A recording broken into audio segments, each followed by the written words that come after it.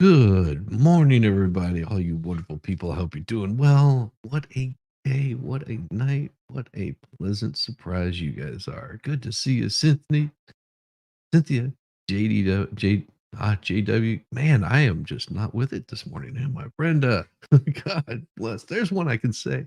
Wicked Wookie. Good to see you. Got not Sean Bird, Carlos. What's up? Glenn is right. Cynthia. Yes, yes, Wicked Wookie. And two awesome dogs. Good morning, chat. Oh my gosh. Whew. Well, I don't know if you guys have heard this news yet, but this is so wow. Thumbnail start time is flashing.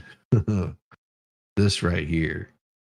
Senator Ralph Babbitt, United Australian Party Senator for Victoria. Media release. Now, I don't know if this is true because I can't confirm it, but it says Tenacious D should be immediately removed from the country after wishing for the assassination of Donald Trump at their Sydney concert. Senator Ralph Babbitt said today. Tenacious D member Kyle Gass, making a birthday wish, told concert goers that he hoped the next person to pew pew at Trump did not miss. I condemn in the strongest possible way the call to political violence by Tenacious D in Sydney on Sunday, the United Australian Party senator said. To advocate and to wish for the assassination of a president is egregious, disgusting, filthy, evil, and not acceptable in any way, shape, or form. This was not a joke. He was deadly serious when he wished for the death of the president. Call on the Prime Minister Anthony Albanese to join me denouncing Tenacious D, Jack Black, and band member Kyle Gass. And I call on the Immigration Minister Andrew Giles to revoke their visas and deport them immediately. Anything less than deportation is an endorsement of the pew pewing and attempted assassination of Donald J. Trump, the 45th and soon to be 47th President of the United States. Australia wrongly locked up ah, Djokovic and deported him because he allegedly undermined public trust in a vaccination. Allowing Tenacious D to remain in Australia after calling for the death of a president is unthinkable and it affirms the weakness of our current prime minister. And this is what Senator Babbitt said. I don't know if this is true or not. The This is the bad part about online crap. Sometimes things are true, sometimes they're not. But if it's true, that would that would be quite insane. I'm just imagining the thoughts that are going through a lot of people's heads at this point going, but where will I get my dose of Tenacious D? I don't know. I don't know. Don't know what to tell you. That's just that's just wrong. That shouldn't be happening. Well, let's see if AP actually has anything on their fact checking because, well, if that's what they're if that's what they're purporting to have said, that's what they're purporting to have said, then maybe they have something to tell us. Well, let's see. Post misrepresents photo to claim Trump was shot in the chest and saved by a bulletproof vest. Claim a photo shows a bullet hole in former President Donald Trump's suit jacket, proving that he was shot in the chest during an attempted assassination on Saturday. AP's assessment: it's false. The photo actually shows a fold in the suit jacket of a Secret Service agent protecting Trump. Another Associated Press image taken moments before clearly shows that there is no hole in Trump's jacket. What appears to be a hole can be seen diminishing as the agent moves in the video of the shooting's aftermath. The facts: social media users are sharing the photo from the assassination attempt at Trump's rally in Butler, Pennsylvania, to claim that the former president was shot in the chest. Some posts suggest he survived because he was wearing a bulletproof vest. In the image, what seems to be a small hole appears inches below Trump's right underarm. Many posts use zoomed in version of the photo that has a circle around the supposed hole to emphasize the hard to notice detail. Um, Another post similarly reads, blah, blah, but the apparent hole is actually the fold in the sleeve of a Secret Service's agent's jack, not the aftermath of a bullet. And it was taken by an AP photographer, which, if you saw any of those guys, they were running around like they were, we got to get this shot. No thought of their own safety or anybody else's. Shows the agent bending over as she protects Trump, her jacket appearing slightly darker than the former president's. The fold can be seen following the edge of the agent's jacket from her neck just below her left shoulder, which would be about somewhere on Trump's belly button, where it can be seen diminishing as the agent moves. Moreover, another AP image taken moments before the one with the supposed hole clearly shows the right side of Trump's jacket as he raises his fist, and no hole can be seen in the jacket. So, like I said, be careful what you claim to see and what people claim to have, because it's not always true. Good morning, Belvy. Good to see you. My gosh. Hope you had a wonderful, wonderful time last night. Boy, I was. Guess who is done for the week? Hey, you. Guess who's done for the week? Yes, we saw that yesterday. We read that. Oh my. Right in the middle. Right in the middle of streaming streaming some of the RNC stuff, that came across to me, and I was like, "Holy hell. What is Nick gonna do?" Looks like it's been shut down for a little bit till they can get a new judge in there. Holy, holy cow. That's, uh, yeah, at least they're removing the shady stuff that's going on. It really undermines, and I will say that Honorable Kraus is pretty damn awesome as far as judges go. Um, yeah, no complaints against her. Oh yeah, LV. Aw, that's great. Tenacious D is Jack Black's wannabe rock group. Tenacious D is actually I've met Jack Black and and and Kyle Gass, whenever they were in Atlanta. Um, he was actually pretty cool. I mean, you know, a lot of what you see is an act that he puts on.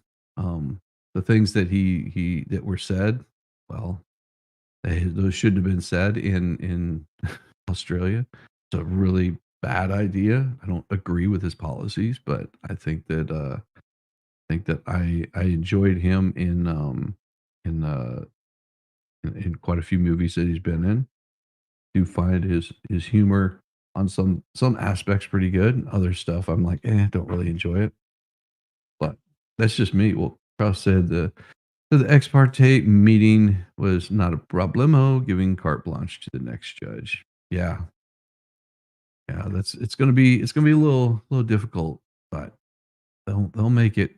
They will make it happen. Hopefully they get through there.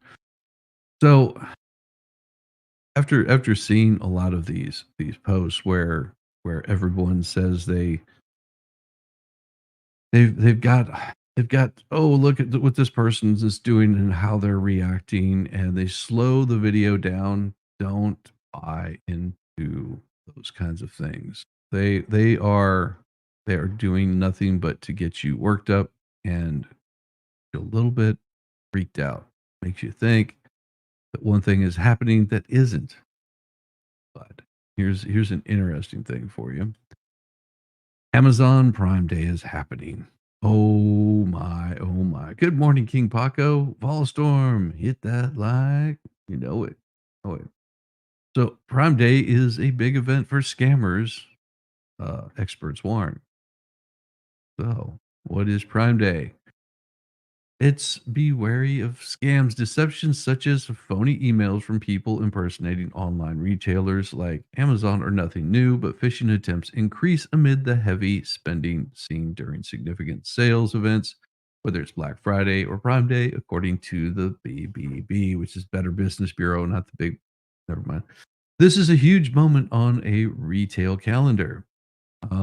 Says Vice President Communications, Better Business Bureau previously told the Associated Press. And because of that, It represents enormous opportunity for a scammer, con artist, or even just unethical business or organization to capitalize on the moment that separates folks from their hard earned money. Prime Day, a 2 day discount event for Amazon Prime members, kicks off on Tuesday and runs through Wednesday. And updated guidance published last week. The Better Business Bureau reminded consumers to watch out for lookalike websites, too good to be true social media ads, and unsolicited emails or calls during sales events this month. Consumers might need to be more vigilant this year than ever before so you don't lose your hard earned money. Meanwhile, in a report released this month, Israel found in yeah, cybersecurity company Checkpoint Software Technology said that more than 1,230 new websites that associated themselves with Amazon popped up in June. A vast majority of them were malicious or appeared suspicious, according to Checkpoint. Scott Knapp, director of worldwide buyer risk prevention at Amazon, identifies two areas in the company that has seen hoaxes come Prime Day in recent years: Prime membership and other confirmations. Last year, for example, more than two-thirds of scams reported by Amazon customers claimed to be related to order or account issues. Knapp wrote in an emailed statement, people reported getting unsolicited calls urging customers to confirm an order they didn't place. This is another common tactic. Like it might be a smartphone to get their attention and ask for payment information. They're trying to ensure scammers are not using their brand to take advantage of people who trust us. Additionally, some scams are probably out there, but it's hard to know what form they might take this year. So just be aware. Typically, the bones remain the same. It's always a ploy to separate customers from their personal and payment information, but online hoaxes are constantly evolving to become more sophisticated. And Amazon's Nap said he said that with AI starting to leak in, the scams targeting e-commerce shoppers follow the same approach, but with a machine populating an email or text instead of a person. So just be wary of that. Just be very, very wary of that. Good to see you, Christine. Glad you could make it in. Oh my gosh. You guys are awesome. Yeah. So just make sure that you, yeah, well, this is one thing right here. Secure websites will have an HTTPS. It will never be HTTP.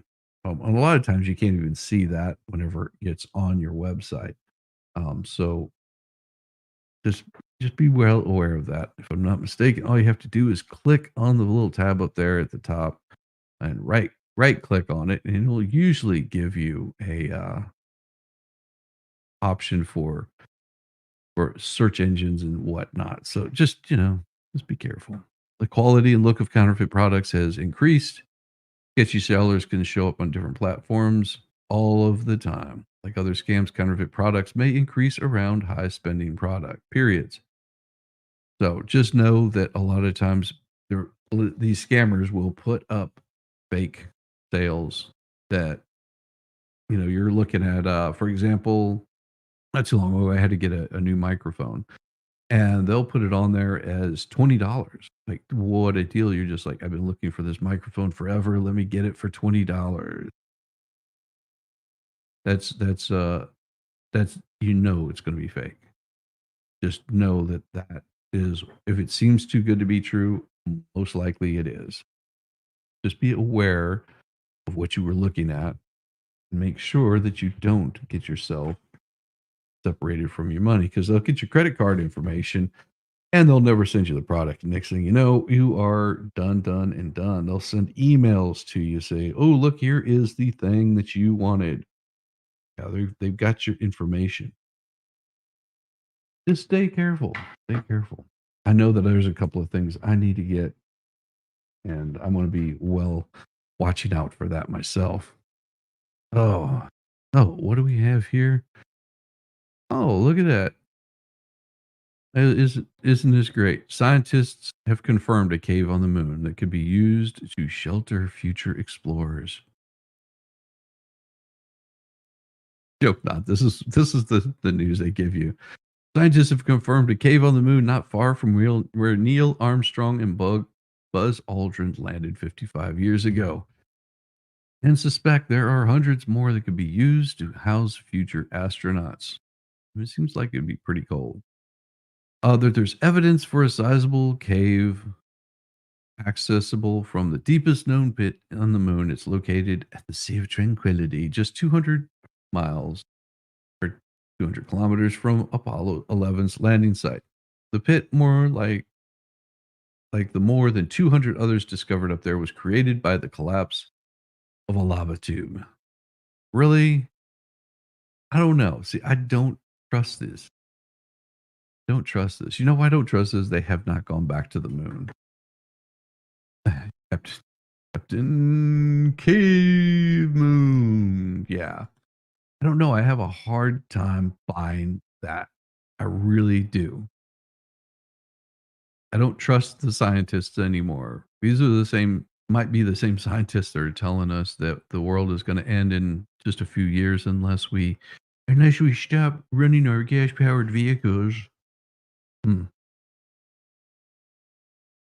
The findings suggest there could be hundreds of pits in the moon and thousands of lava tubes, but they've got no way of confirming this. Why? Because they haven't been back. This is all guess. This is speculation. I'm sorry. Don't don't believe this for a damn second. This to me seems like false news.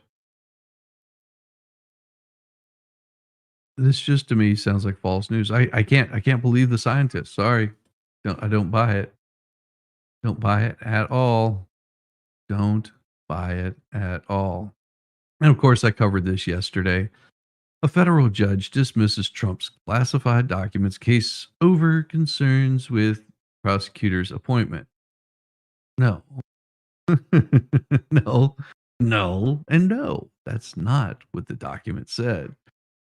It had a lot to do with the position that they held and the way that they were being used, okay? And they'll put it down as, yeah, their appointment, but think about how they were being used is the important takeaway that you should be concerned with on this. Whenever you have the DOJ, the Department of Justice, saying we have over $1 billion to prosecute Trump in this case, that should raise eyebrows. You should be a little bit concerned because if they're coming after Trump, what are they going to do to somebody that isn't?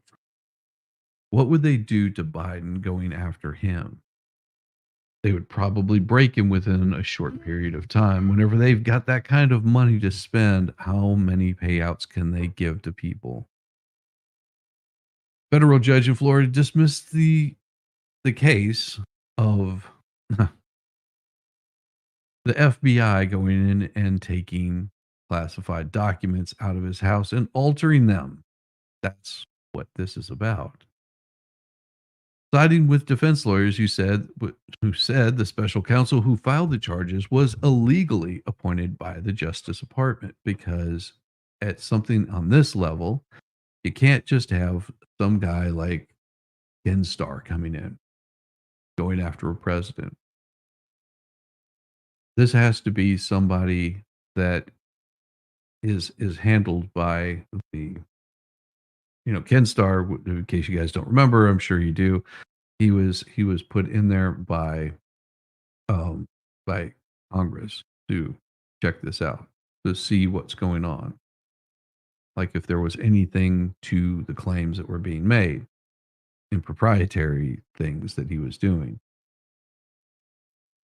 Unlike this prosecutor that came in by the Department of Justice, he was appointed by the Department of Justice. Big difference. Now, you could work for the Department of Justice, and they would place you in there, but big difference. You can't just randomly, willy nilly be going after people. Hours later, special counsel Jack Smith's office said it would appeal the order, which could result in eventually being overturned by a higher court. But for now, at least, the dismissal by the U.S. District Judge Aileen Cannon brings a stunning and abrupt halt to the criminal case. that at the time was filed as widely regarded as the most perilous of all legal threats the Republican former president confronted. No. Though the case had long been stalled and the prospect of a trial before the November election already non existent, the judge's order is a significant legal and political victory for Trump as he recovers from a weekend assassination attempt and prepares to accept the nomination in Milwaukee this week. In the latest stroke of good fortune, 4 criminal cases Trump has faced. It was the oh, okay. It was the oh, I was gonna say, what? He was convicted in May in his New York hush money trial, which, if you look at that, what hush money? Which more than likely is gonna be overturned because this is just absolute garbage. But hey, it's not my court case. I don't have to worry about it. The opinion will cause major delays in a separate case charging Trump with plotting to no, no. The AP got it wrong again. Why? Why does AP have to get it wrong all the time? All the time.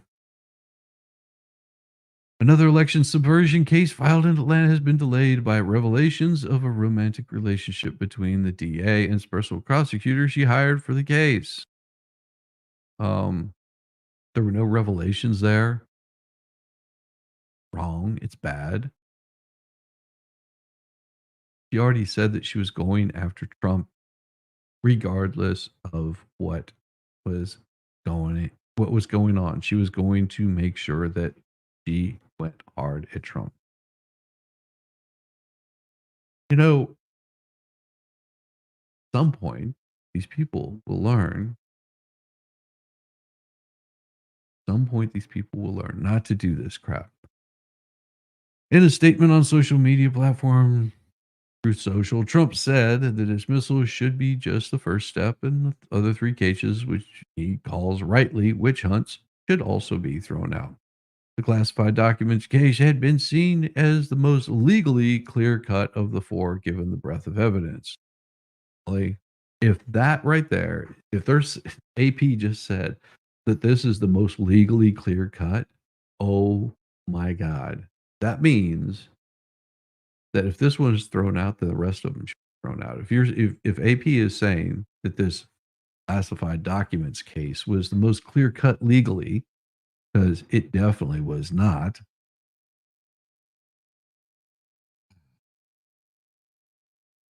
and because the conduct at issue occurred after Trump left the White House in 21 and lost the powers of presidency. He declassified them before he left.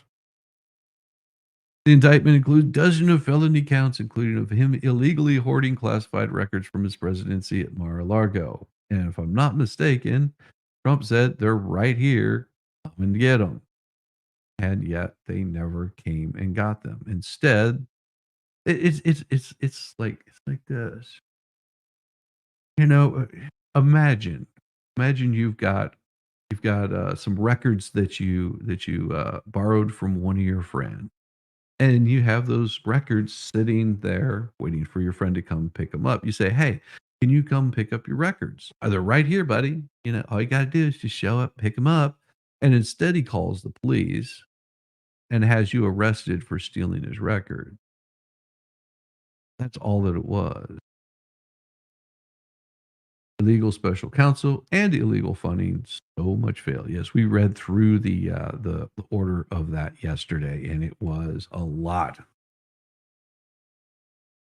Agree with you. I agree with you, Allstorm. It was insane the amount of shenanigans that were going on, and I don't expect that it's going to get much better.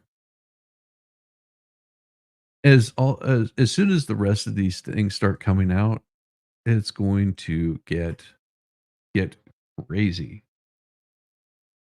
It is going to get absolutely insane. And I'm imagining that the cases in Florida, well, the one in Florida is done. The one in Georgia is probably on its last legs. More than likely, that one should be done shortly before the election, of course, and that they'll say, "Oh, no, no, things, well, it was, blah, blah, blah, blah." They'll blame some underling for screwing something up. Cannon agree writing Monday at Garland had exceeded his bounds by appointing a prosecutor without Senate approval and confirmation, and it undermined the authority of Congress. Right there. The special counsel's position effectively usurps the important legislative authority, transferring it to head of department and in the process threatening the structural liberty inherent in the separation of powers. Cannon wrote in a 93-page order that granted the defense team's request to dismiss the case, but not to dissect the substance of the allegations against Trump. So it dissected the case in 93 pages of grueling statutes and codes and oh, just the amount of crap that they had to go through. Just imagine staff working on this thing for 2 weeks to cross every T, dot every I, make sure every single portion of that they put in there was quoted. So that way, and here's what happens is they'll go, and if they do appeal, they have to fight against what the judgment was on that. That means they have to go through 93 pages to appeal this. 93 pages of statutes. They're gonna have to go through mounds and mounds and mounds and mounds of documents. And I don't know if you folks might not understand that an appeal sucks. 1, you already lost. Number 2, they're expensive as hell.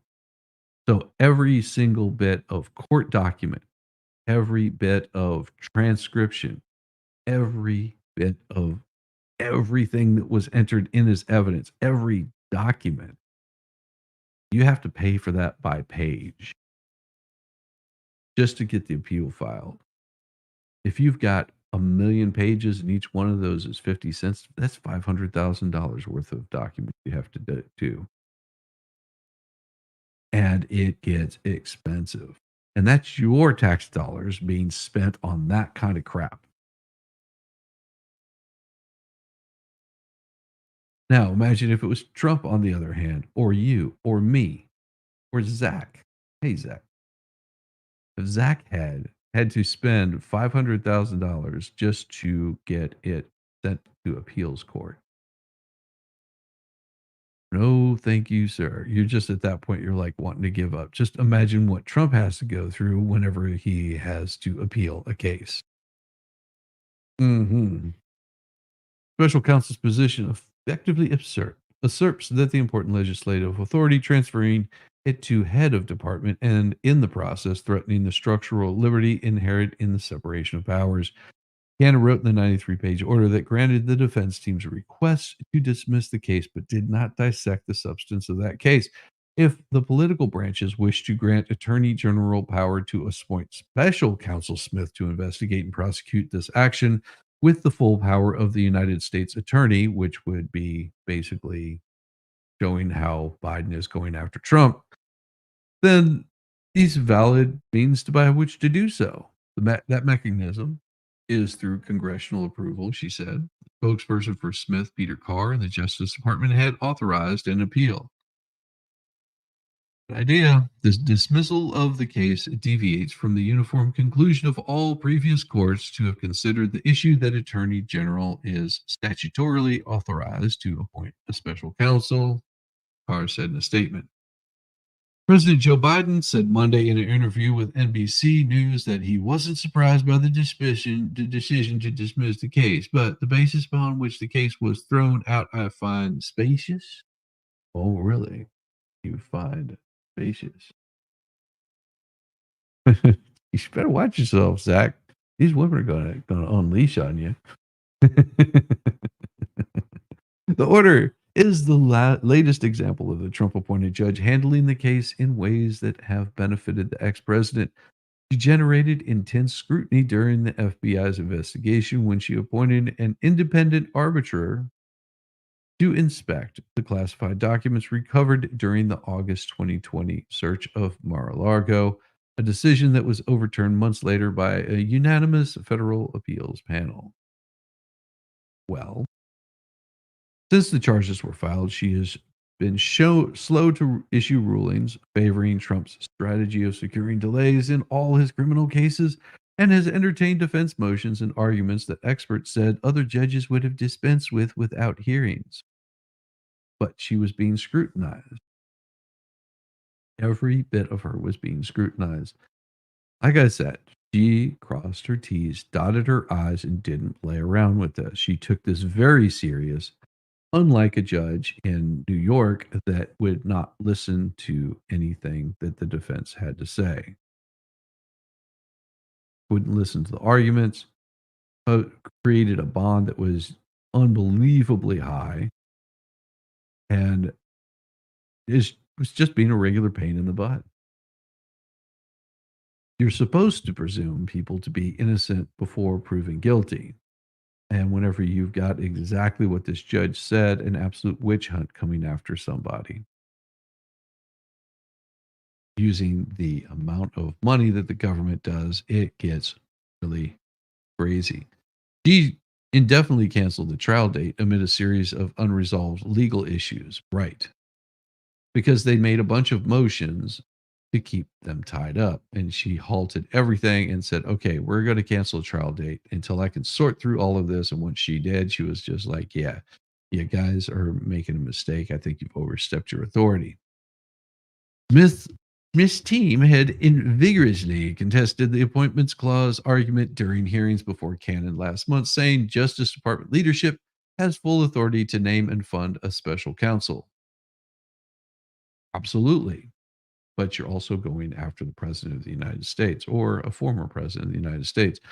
Attorneys attorneys general appointed by both Democrat and Republican presidents have named special counsels without the permission of Congress going back years. Okay, we how many years?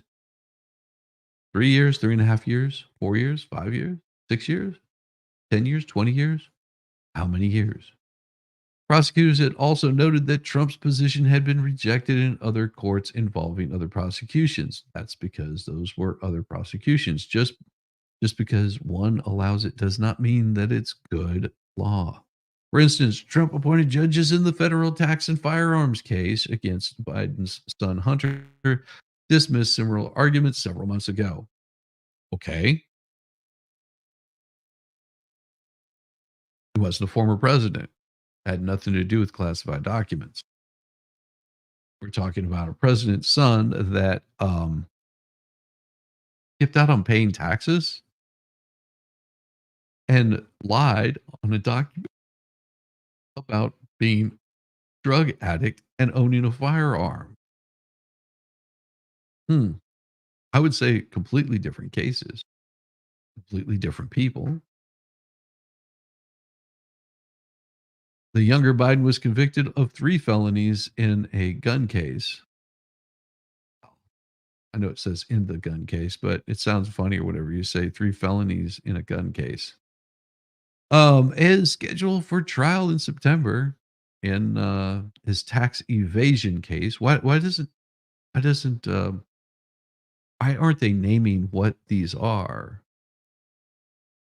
Now for Trump, it's amazing to me that as they've gone down through this, the very first part of this is saying here, let's see, in these, 4 criminal cases, his hush money trial case, the Supreme Court broad immunity on former presidents, and election subversion case. And why is it AP that you can't name what's going on with Hunter? Why is it that you have to lessen what it is that he's charged with, which is federal tax evasion and illegally owning a firearm?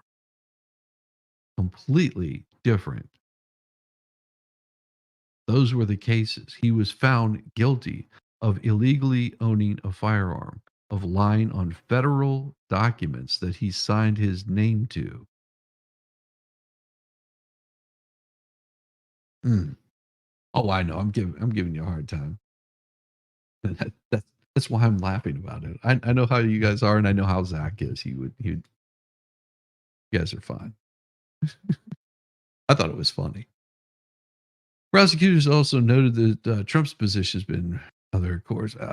Oh, there we go. The appointment of another special counsel, Robert Mueller, selected by Trump's Justice Department to investigate potential ties between Russia and Trump in 2016, was upheld as lawful by a District of Columbia judge. It was also thrown out because whenever they dug into it, the Trump collusion was found to be absolute hoax. So why don't we call it what it is? Trump, the Trump Russia hoax or Russia hoax over and over again. Why don't we mention that all of that was made up? That Steele dossier that everybody was so concerned with. Oh, yeah, that was presented by someone close to Hillary, and they got called out on it. They got busted hard. But Cannon remained unpersuaded, and she called the prosecution's claims strained. Yeah. Trump's team position got a boost this month in a Supreme Court ruling that basically said former presidents enjoy immunity from prosecution of things that may happen during their presidency in the line of doing presidential duties. For example, they're not going to be tried and convicted of any sort of, what do you call it, uh, murder if they happen to launch some of those nice little drones at American citizens. No, they won't be tried for that. So just saying, they probably did Obama a big favor. Yeah, in the course of business, you can't be undermining somebody of what they're doing. It's whenever they're stepping outside of that, like launching rockets at American citizens, that becomes a big issue.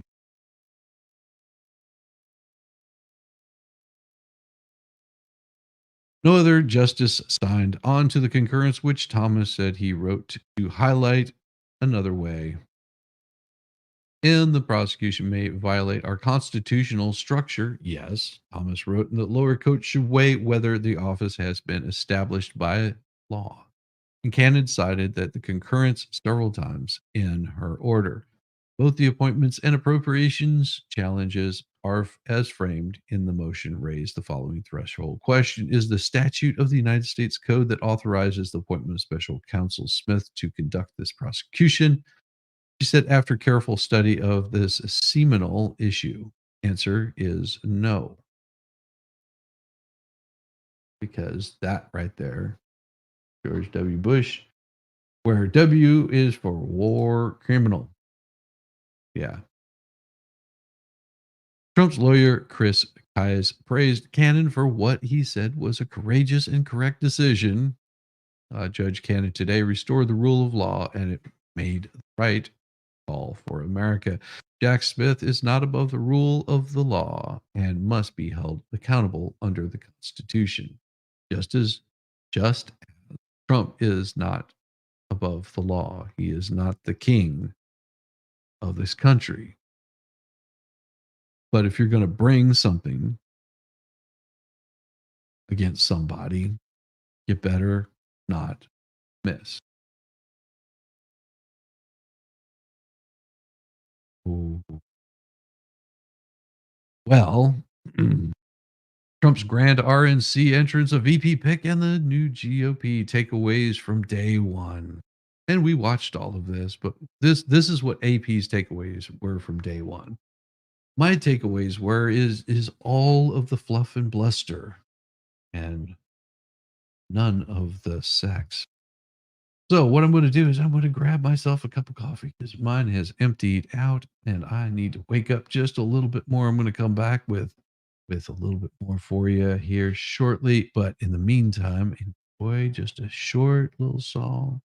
I'll be right back with you. Morning sun, it's a brand new day. Gotta shake the sleep, gotta find my way to the kitchen where the coffee's hot. Take a little break, give it all I got. Rise and brew, yeah, rise and brew.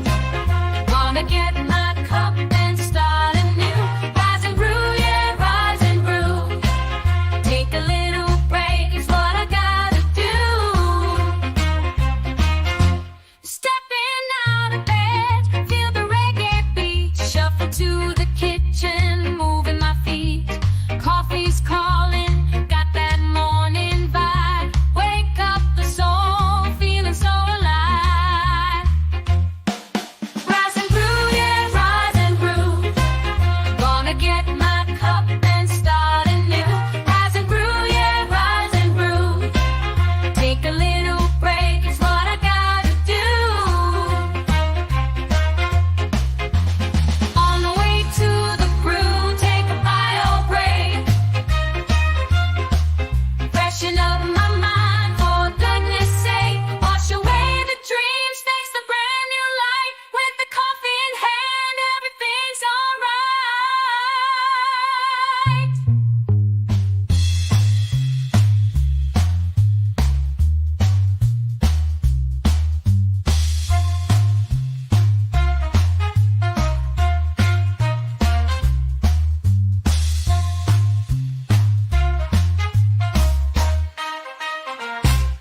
Rise and brew, yeah, rise and brew. Gonna get my cup and start anew.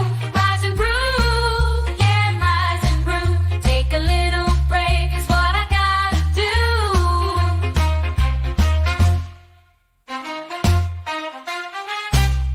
Gotta get the coffee, start a brand new day. Whiz, get up, it's time to ride. Whiz and Coffee, sweet harmony. Down in the kitchen, beans are on the line. Whiz is humming to the streaming time. The aromas rising, filling up the air. Cup of Java magic takes away the care. Wave away the care. Rise and brew, yeah, rise and brew. Gonna get my cup and start anew. Rise and brew, yeah, rise and brew. Take a little break, is what I gotta do. The sun is shining, so Whiz is dancing with his coffee cup. In the morning sunlight, he's lifting up with every sip and every funky beat. Whiz is ready to take on any feat. Whiz, yeah, ready to take on any feat. Rise and brew, yeah, rise and brew. Gonna get my cup and start anew. Rise and brew, yeah, rise and brew. Take a little break, is what I gotta do. Whiz and Coffee, sweet harmony. My balls are tingling. Yeah, my balls are tingling. Oh, no,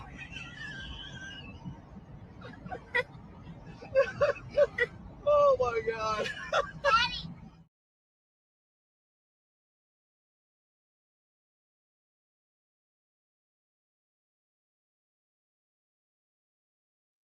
You can take my ears, but you cannot take my liberty. They want to cut off my ears like the Taliban, but what they don't know is my ears can grow back like SpongeBob through budding, by the way. Hit me with your best shot, why don't you? Because if that's the best you got, you're a loser. You're such a loser. You missed so bigly, by the way. You had a big opportunity. You could have made my head blow up on TV, but you didn't do that, did you? Now my ear is going to grow back bigger and better. It will have better hearing. I will hear like an owl. You can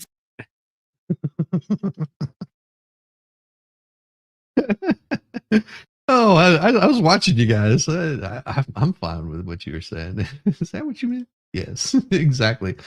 Delinquent rebelled. Yeah, in the curious, off-color, disobedient, wayward, defiant, and unruly. Good job, Zach. That was awesome. Oh, yeah. So we'll get back to this. The the Republican presidential ticket came together on Monday when Donald Trump named J.D. Vance as his running mate. And turning to the 39-year-old Ohio senator, the Republican nominee injected new energy into campaign. Really? I don't know. It was mirrored. Mirrored. That's why. Um, I would say that the campaign was not faltering.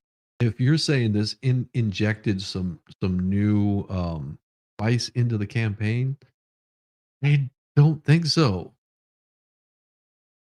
I really if that's what it takes to interject just a little more spice into it, well, I doubt it.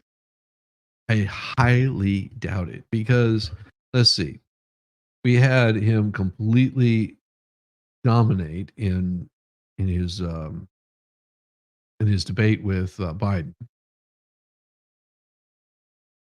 Then you had Biden completely falter for almost a week straight, calling on violence against former president, telling him that he is the worst horrible thing and everything that Biden had to say that in that entire week leading up to it is how bad Trump is for the democracy, how he should, be focused upon greatly and failing miserably at it, mind you, with multiple interviews where he couldn't really speak too well, all the way up until Saturday when someone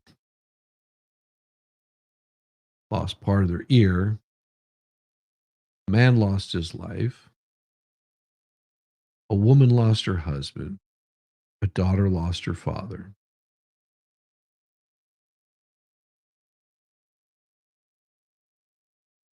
A couple other people were injured, and that changed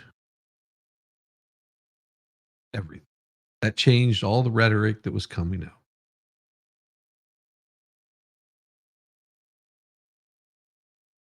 Because as much as Biden tried to reach out and communicate, and I can't confirm this, reach out to communicate to the uh, the decedent's family, they wanted to have nothing to do with him,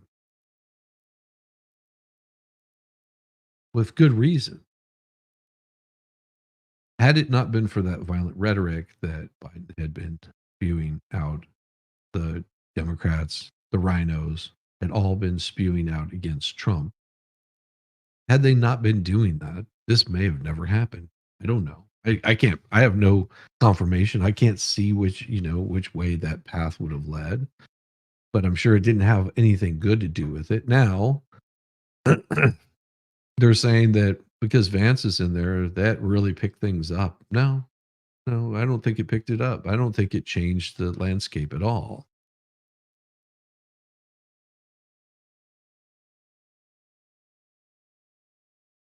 Of course. This centered in recent weeks on questions of the age following President Joe Biden's disastrous debate performance. Uh-huh. Nothing to do with the ear. Yeah. The Republican National Convention opened less than 48 hours after Trump was the subject of an attempt on his life in Pennsylvania.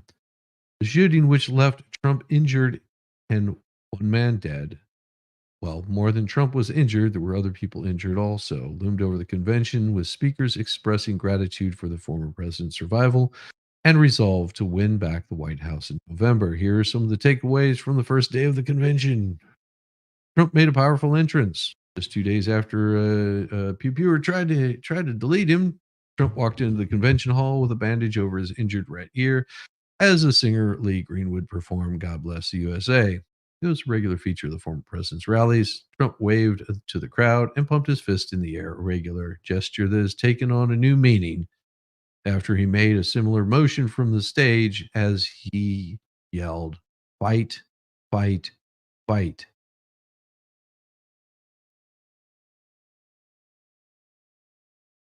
But they won't tell you that on here.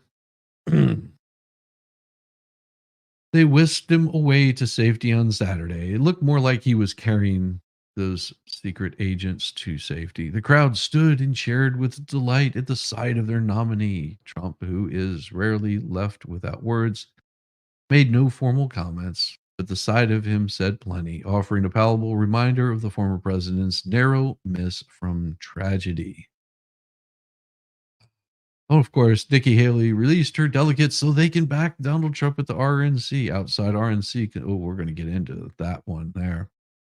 Senate Republican leader Mitch McConnell is arguably responsible for the GOP's biggest policy accomplishments. Particularly, well, I guess that it would be slightly true. So you do have to give him a little bit credit. Hey, Kay Marshall, good to see you. Cynthia, Cindy, good to see you. Forever not me. Good morning, good morning, good morning. The wrong ear comment was meant for the video of the guy with the bandage on his ear trying to be funny. Oh no, it's mirrored. It's mirrored.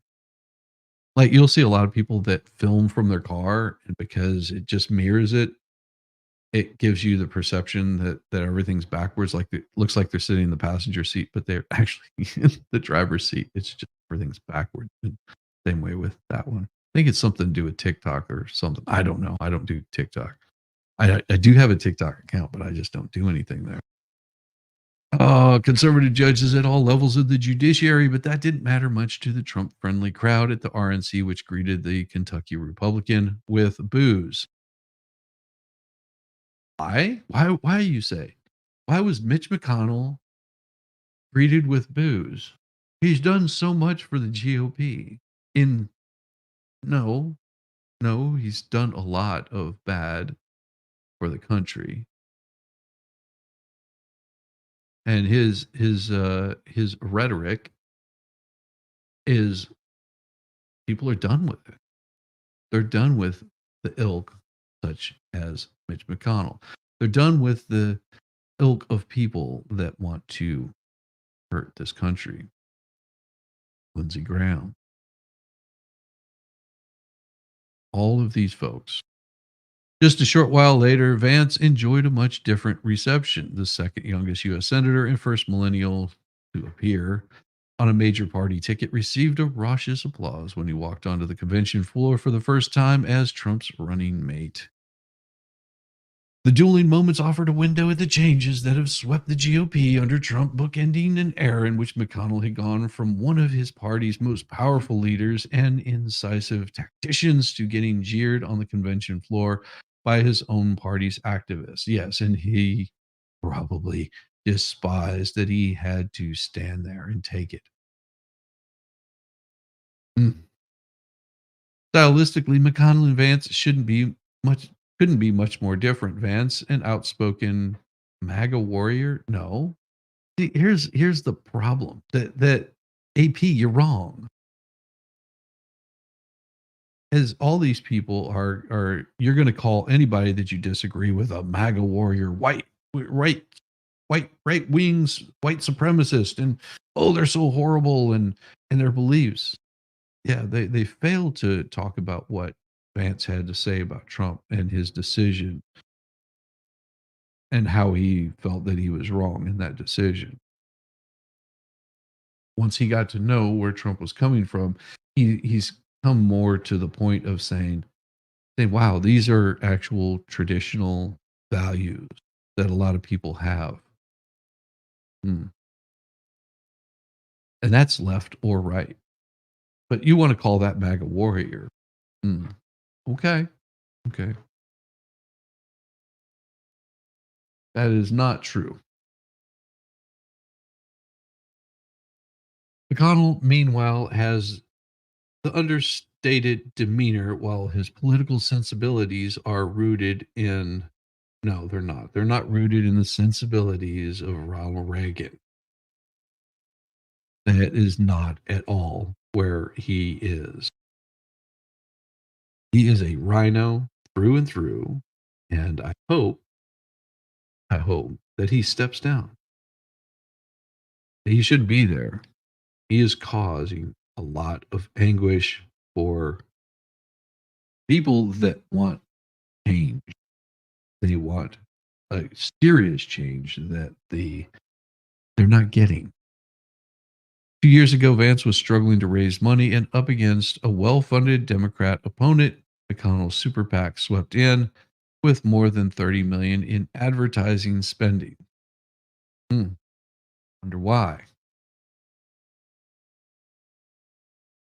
Vance won and began his climb to prominence. McConnell, now in the twilight of his political career, will step down as GOP Senate leader in November. Thank God. Oh, and they're going to say unions are the GOP's new friend. No, unions are not your friend. Americans that just happen to be members of unions are your friend. This is where the left is screwing up, because they've given up the idea of bringing in people of all stripes, of all sizes, of all sorts. And they've made their friends special interest groups. That if the special interest group loses focus of the individual, it doesn't matter to them because they're getting that money from special interest groups. They accept help from unions, Black Lives Matter, student unions, whatever union they possibly can find, whatever group of marginalized people. But it has to be a group of marginalized people because they really don't care about the individual. The individual on the left does not matter. The individual on the left is out. If you're not part of a special interest group, then we don't want you, is what they have said on multiple times. Because what was it that Biden said? If you don't vote for me, you're not black, special interest group. We've got the support of the union, special interest group. We've got the support of the school unions, special interest group. And they tried to make that for Republicans, where the Republicans are saying, no, we're more about the individual here. We would like to see more for the individual. And just because they happen to be black or Hispanic, or just because they happen to be part of a union, doesn't matter. We don't care. We want the individuals to come and vote. We want freedom for all individuals, not freedom for unions, not freedom for Ford manufacturing, not freedom for Elon Musk's SpaceX. We want everyone that works at SpaceX to vote for us, but we're not going to force them to. We don't need to have them to continue on to make America a great nation. Once again. And so this right here, unions with their big question mark, unions are the GOP's new friend. No, that is not what we are about on this wonderful planet, in this wonderful United States of America, in this wonderful state of Georgia. Everyone is welcome to come in. Everyone is welcome to vote that is an American citizen. That is one of the wonderful things about the country, is you're giving opportunity to the individual, not giving opportunity to special interest groups. Just because someone happens to be a member of a special interest group does not mean anything in the America I live in. I would like to think that right there is the most important, and you are going to win so many more hearts that way, so many more people to your side of thinking, if you eliminate the thought that the special interest groups hold here and near anything for you. They don't. The lobbyists don't hold anything for the lobbyist against, cigarettes is no different than the lobbyist for cigarettes. They're a special interest group. Now they have good people in there. And this is something that Trump said in one of his speeches. There's good people in every one of these organizations. There's good people that are on the left. There's good people that are on the right. Their goals usually are the same, maybe defined by a slight bit of something. But United States is what we're about. This is something that Trump has been talking about ever since he came down that golden escalator, announced his presidency. This is what he had been pushing for the whole time throughout his campaign, is uniting America instead of the separations that we have in America just over something so minute that doesn't really matter. That's where we need to find our peace with each other, but it just fails on the left side. So while Republicans have been outwardly hostile towards them, no, no, we're hostile towards the unions, not the people in the unions. Unlike it is on the other side of the aisle. On the other side of the aisle, they are not only hostile towards the individual, they despise the individual. The individual has no place for them. But on the opening night of the RNC, Trump threw the doors of the convention open to International Brotherhood of Teamsters President Sean O'Brien, who delivered the final speech of the night and singled out both major political parties for not doing enough for working people. Let me read that again. Who delivered the final speech of the night and singled out both major political parties for not doing enough for the individual, for the people. This right here, my friend, is exactly the kind of speech that needs to be promoted. I may not like the guy, but what he has to say is very important. This right here is very important. It has to be noted. Has to be noted that the reason why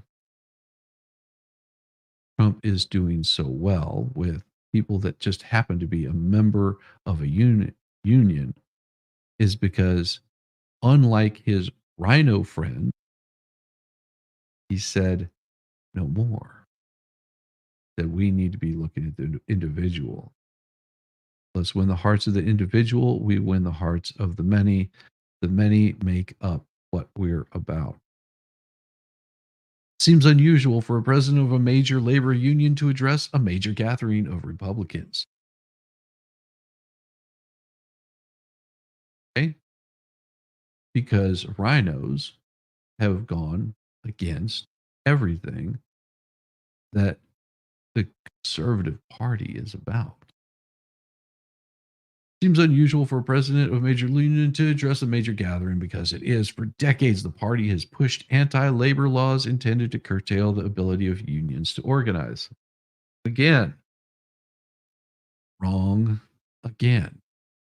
They've pushed laws that make it impossible for unions to take away individual liberties because unions can be very socialist. It is at that point, it's not about workers' rights. At that point, it's about that union's right to do whatever they want to, unchecked. Where if you want to work at a company, you are forced to join a union. You are forced to pay dues. If you don't, your chances of moving up in that company are limited to nil. Unions can be a good thing if done properly. But here in the United States, because the way that our laws are structured, unions have been getting away with really crooked deeds. I'm not talking about the union as a whole. I'm talking about people in the union who've been doing things. My special interest group is me, and that's how it should remain. But in his speech, which wasn't warmly received by Republicans in attendance, rhinos, O'Brien said workers are being taken for granted and sold out to big banks, big tech, corporate elite, as well as both parties in Washington. Exactly. His speech amounted to criticism of Biden and the rhinos and saying that that Biden is the most pro-union president in history. As I said, he's pro-union against the individual. As Trump continued to scramble Americans' politics and position himself as a champion of the working people, which he's already done, O'Brien appeared to be making it clear that Democrats shouldn't take labor for granted. No. Oh, Jesus. And this is why the AP is failing. This is why the Democrat Party is failing, because they have not understood it is not about the union. It is about the individuals there, and they've lost track of the individuals. And of course, here goes AP on this. Republicans spoke of unity, but leaned into a hot button social issues. The first night of the RNC was supposed to be about the economy, with the goal of uniting voters of all ideological persuasions who are frustrated by high prices. You idiots. Not about just the high prices. But some of the biggest applause lines came from harsh criticisms of what? Transams. Why are you guys criticizing Transams? That was not the criticism that was being made. I watched a good portion of that. The criticisms that were being made was that men are men, women are women. We are biologically only two. If you want to claim to be another gender, fine. But don't expect me to fall in line with what you are delusioning yourself with. My job, my place in life is not to validate whatever whim that you have for yourself. That is not what I need to be doing. Oh yeah, that was awesome. Check out all the channel last night. That was a wonderful time. Mm-mm-mm. Go check it out. Most definitely. A trio of speaker unabashedly went after Democrats who have sought greater acceptance from people with bad psychological problems. Of particular outrage to Republicans this year was Biden marking this people with mental capacity of a squash day of visibility. And it happened to overlap with Easter in 2024. And as they said, Easter is a byproduct of a Christian holiday being based off the lunar calendar.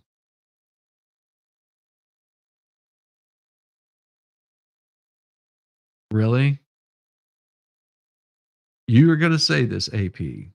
This is where you want to put your foot down and say, "Yeah, oh, it is a byproduct of some bygone Christian thing." Wow. Wow. You couldn't put it at any other point in time. No, we had to do it then. Too many of the gay community, it was a coincidence. But to many Americans, not Republicans, Americans, it was an insult. You think? And see, here's the thing. I'm not a Christian. I don't follow Christ. I follow God. So to me, the whole Christ thing, fine, cool.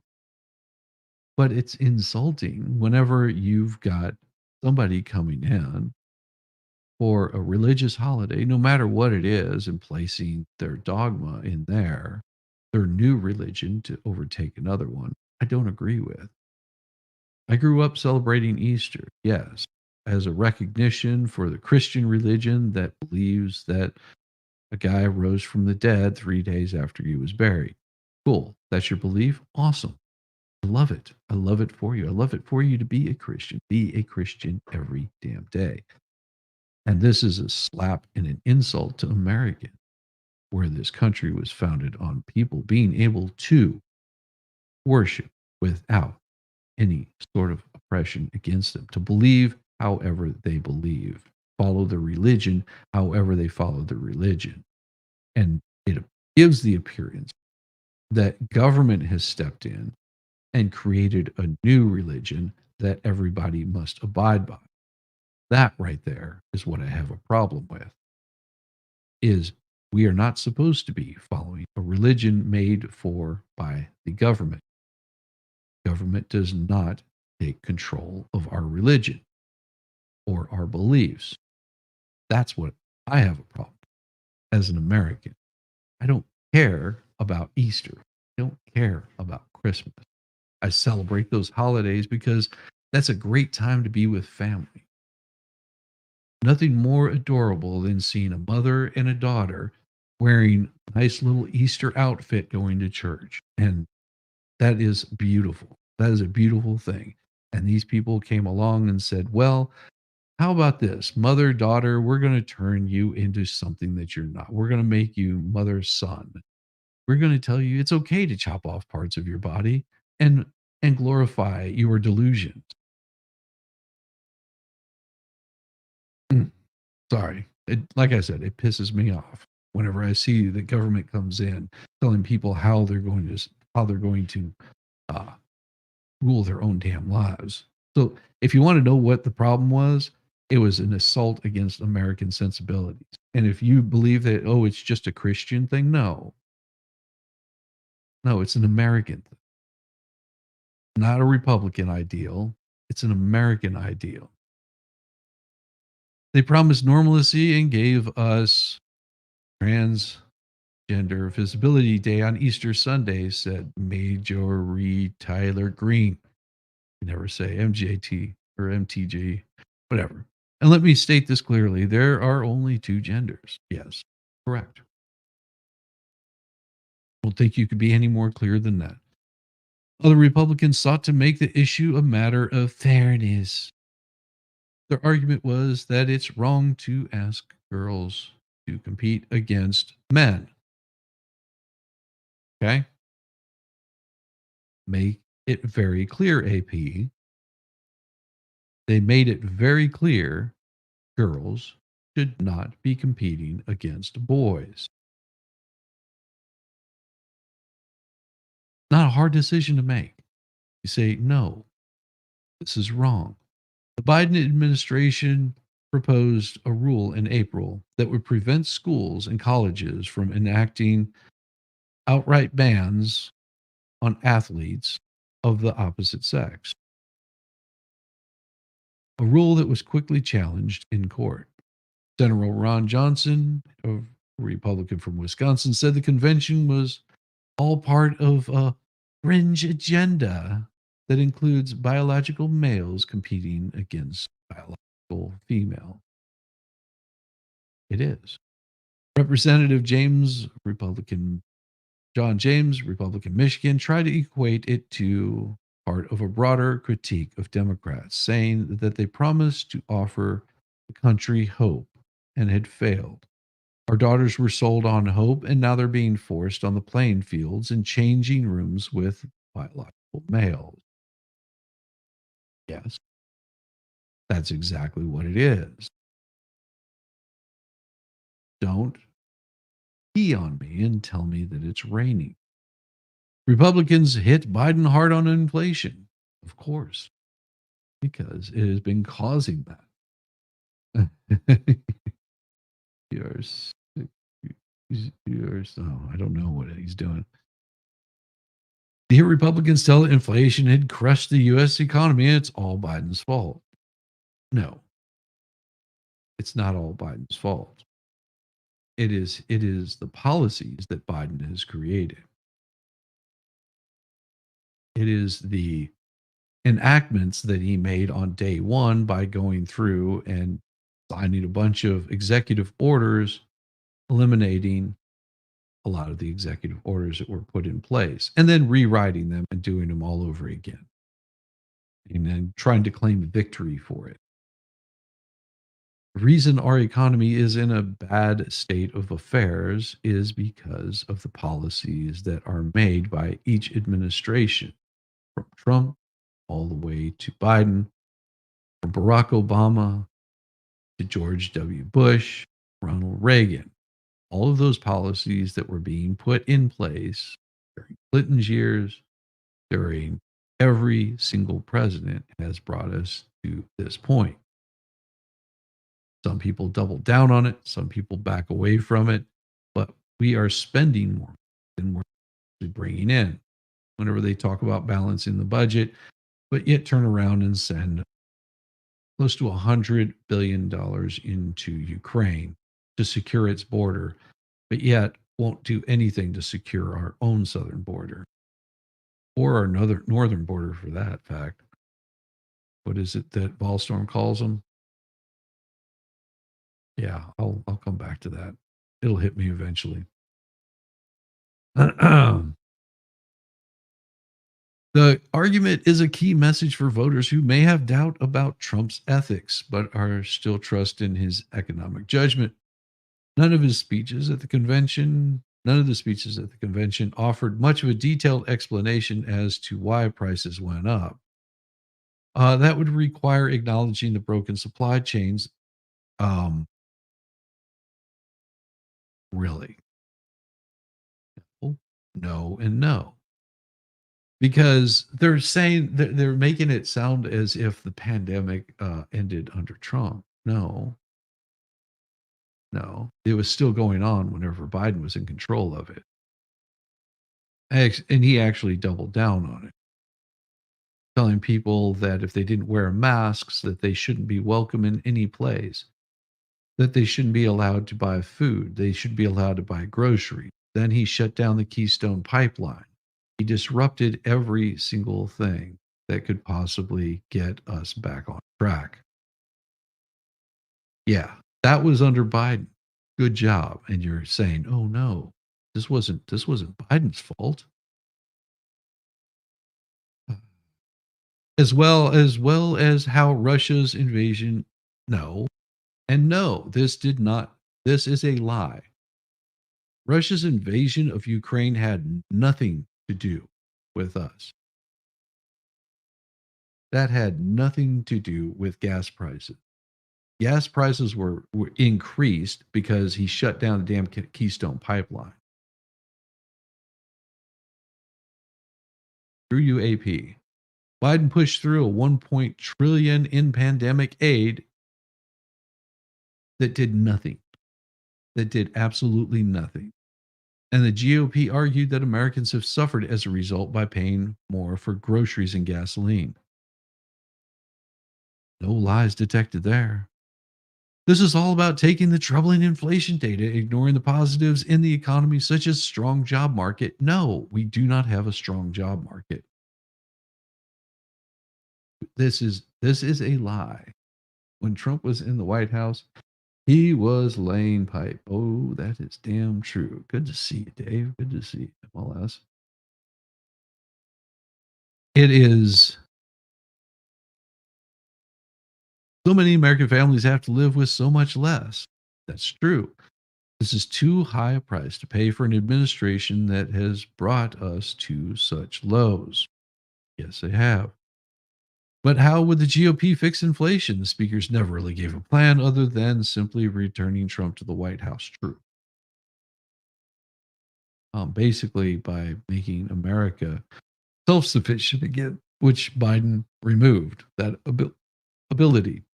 He took away the ability for Americans to become the best that they could. Whenever you shut down pipelines and you shut down sources, you cap off flow of oil coming into the United States. You might take out like certain pipelines in Russian waters. When you do these kind of things and then complain about it and then send billions of dollars to Ukraine,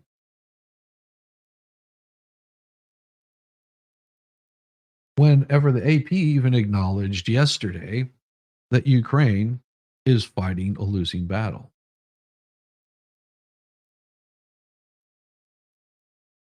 It's a waste of money to be sending it over there. That's exactly what the AP reported yesterday, and I read it here. Sladowsko, Brian Sladowsko, Josh Bullock. I'm curious if these guys are American. Don't know. To me, this is absolutely foolishness.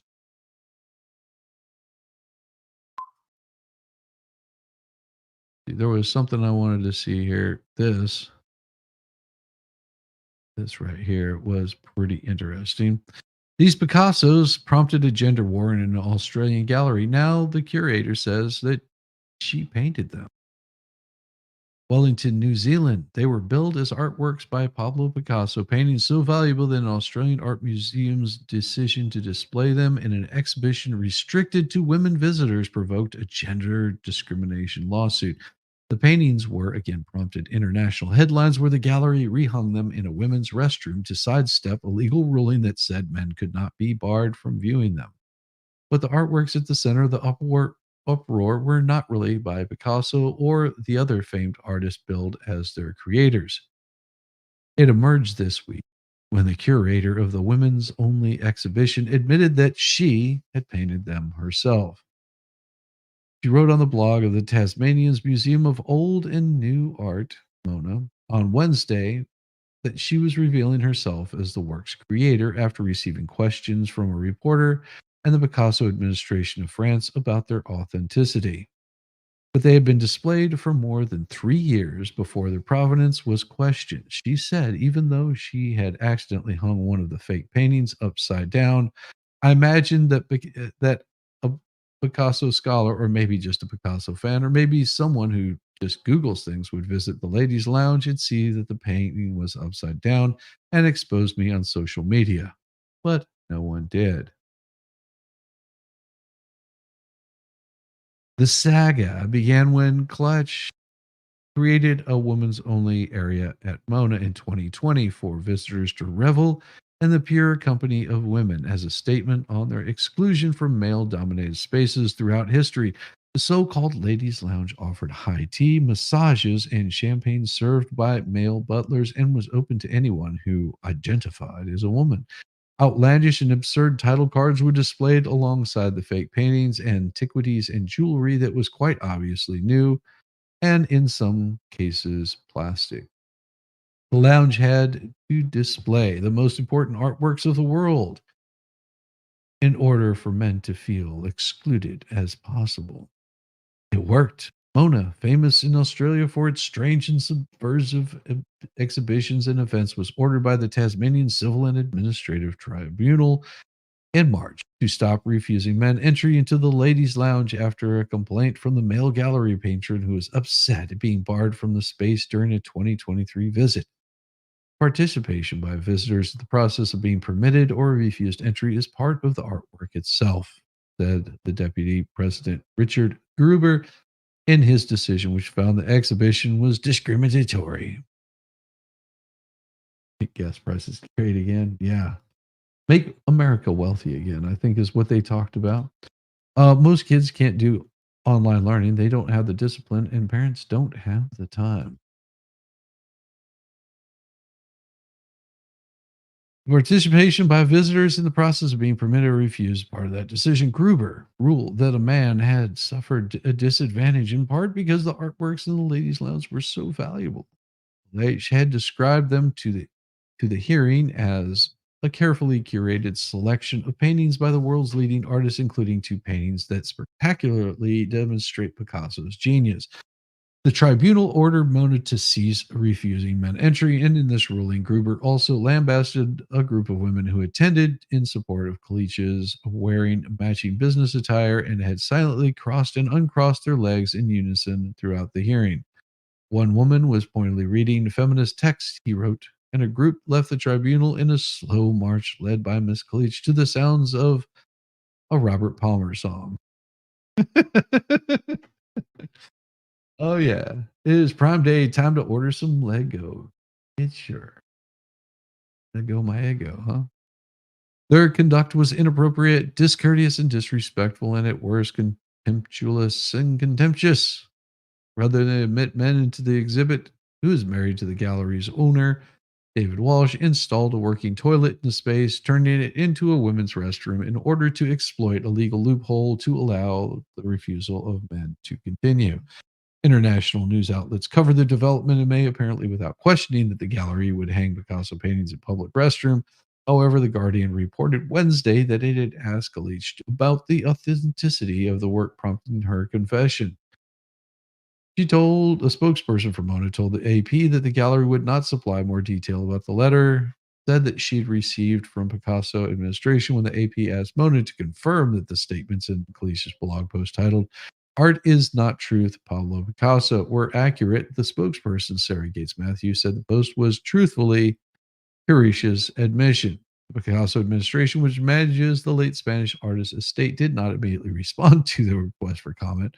I'm flattered that people believed my great grandmother summered with Picasso at her Swiss chateau, where he and my grandmother were lovers, and then he threw a plate at him for indiscretions of a kind that bounced off his head and resulted in a crack you see inching through the gold ceramic plate in the ladies' lounge. Bleach wrote this week, referring to the title card of one painting. The real plate would have killed him. It was made of solid gold. Well, it would have dented his forehead because the real plate is actually a coin.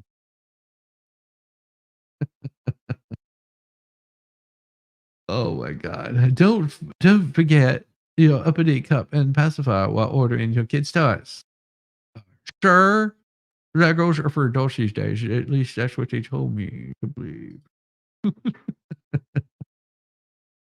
Oh my god. You guys are killing me.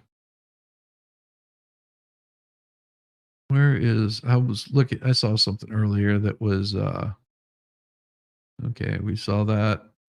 Already read that. Uh-huh, uh-huh. There was one thing I saw that was pretty interesting. Oh, this one right here. I was going to discuss this particular one here.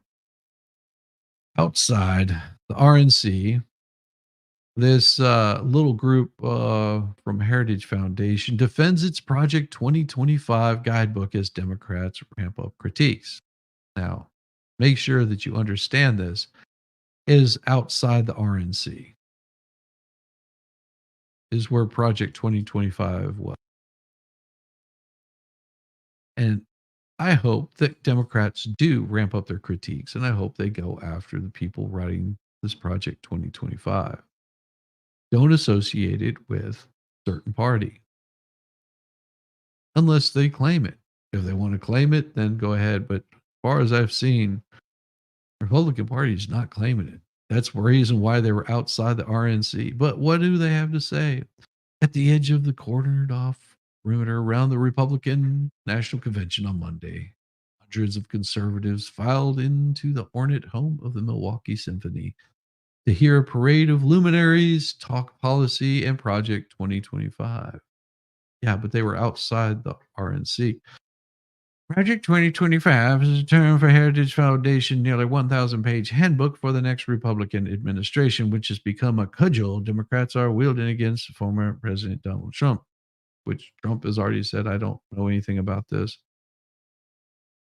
I'm sure that the Heritage Foundation has said some things that we are in agreement with, but I don't know anything about this and I don't support it or endorse it, is exactly what Trump has said. Who on Monday officially became the GOP's presidential nominee. It's because the book proposed sweeping changes in the federal government, including altering personal rules to ensure government workers are more loyal to the president. This is what Project 2025 is about, that President Trump has said, no, I don't agree with it.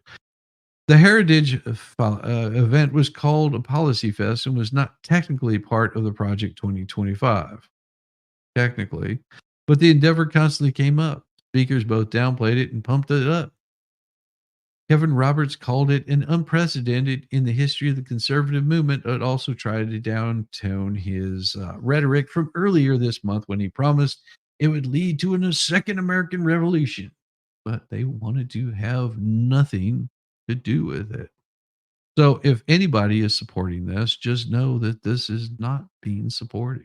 Parts of it may be valid reasons, but it is not supported by the Republican Party. How many of you ready to very steadily, calmly, and peacefully take our country back? Okay, that has nothing to do with the Republican. This is this guy's personal beliefs. Tom Homan, who oversaw the U.S. immigration and custom enforcement during the Trump administration. Okay, but he's not part of this administration. Told reporters they shouldn't blow the project out of proportion. He said Washington think tanks often prepare plans for a new administration. And indeed, their project is modeled on prior ones. It has done stretching back decades. So they're not telling you anything new. They're just saying the same damn thing over and over again that other people have been parodying for years. Don't think that their ideas are new or even correct. I know the president pretty damn good. Doesn't matter. He's not doing anything to do with you. As it says here, Trump has distanced himself from the project, which is run by several of his former employees or appointees. He's also spoken warmly about it, said the connection was further cemented by Trump's selection of JD Vance as his running mate. No, he hasn't. He's like, I don't know anything about it and I don't endorse it. Not hard. Robert said he's good friends with Vance. Doesn't matter. Doesn't mean that he's okay. So because Biden was good friends with Byrd and had good things to say about him, so we should assume that Biden was a member of a certain plan. Hmm? Is that what we should believe? Because if that's the case, and you just happen to be with friends with somebody, it means that you have guilt by association. Hmm. How amazing that is, huh? The Ohio Senator Roberts said, recognize that we have a limited time to pursue policy. Democrats pounced on Vance's past praise for Project 2025. JD Vance embodies MAGA. This is something that the left has been saying, with an out of touch extreme agenda that plans to help Trump force this Project 2025 on American people. Chair of the Democrat National Committee. Okay. But see, this isn't something that the right is saying. This is something that the left is saying. So put this into perspective. They keep saying that JD Vance embodies MAGA. This is what the left is telling you that you have to believe. Okay, if you want to say that, but that doesn't mean it's true. Vivek Ramaswamy, a pharmaceutical entrepreneur and former GOP contender who has since become a Trump surrogate, said on the stage that conservatives aren't entirely on the same page about what should happen in a second Trump term. A, why, you say? Why are they not in line? Because you have rhinos, you have conservatives, you have Republicans, and they all have slightly different beliefs. That's why they work well together, is because although they have different beliefs, they still work for a common goal. Do we want to replace the left wing nanny state with a conservative nanny state, he asked, or do we want to dismantle the nanny state? Amazing. That's not a new thought. That's been preached about for decades. Some of the project's recommendations, which nobody endorses, including entitlement cuts or further taxes on tips, have nothing to do with endorsement, conflict with what Trump has pledged on his campaign trail. Trump's campaign has stressed that he will make decisions on what he does if he returns to office. He is not going to be taking every single thing out of somebody's playbook and using it. Some of those ideas he already has. They're not new ideas, they're conservative ideas. Just like getting rid of free healthcare. That is not something new. If you want free healthcare, there is a reason why donations dropped and declined drastically whenever they started forcing people to pay for this crap. Roberts said that it doesn't bother him. It's impossible for every individual conservative to agree with everything in the document. There you have it. 1,000 pages worth of garbage. A lot of people aren't gonna abide by it. But we also can talk about Biden. He's trying to sharpen the choice voters face in November as Republicans meet in Milwaukee. Las Vegas. Joe Biden returns to the campaign trail Tuesday for the first time since the attempted assassination of his Republican rival, former President Donald Trump, aiming to sharpen the choice voters will face this November in the wake of the attack. Oh, yes. Good morning, Roland. Overslept. I don't think so. Biden will speak at the NAACP convention in Las Vegas, aiming to showcase his administrative support for. And there it is. Again, what did I say? He's catering to groups. He's not catering to individuals. Democrats, you really want to get the individual votes. You want to get individuals, stop putting them in groups because you're doing nothing but separating individuals.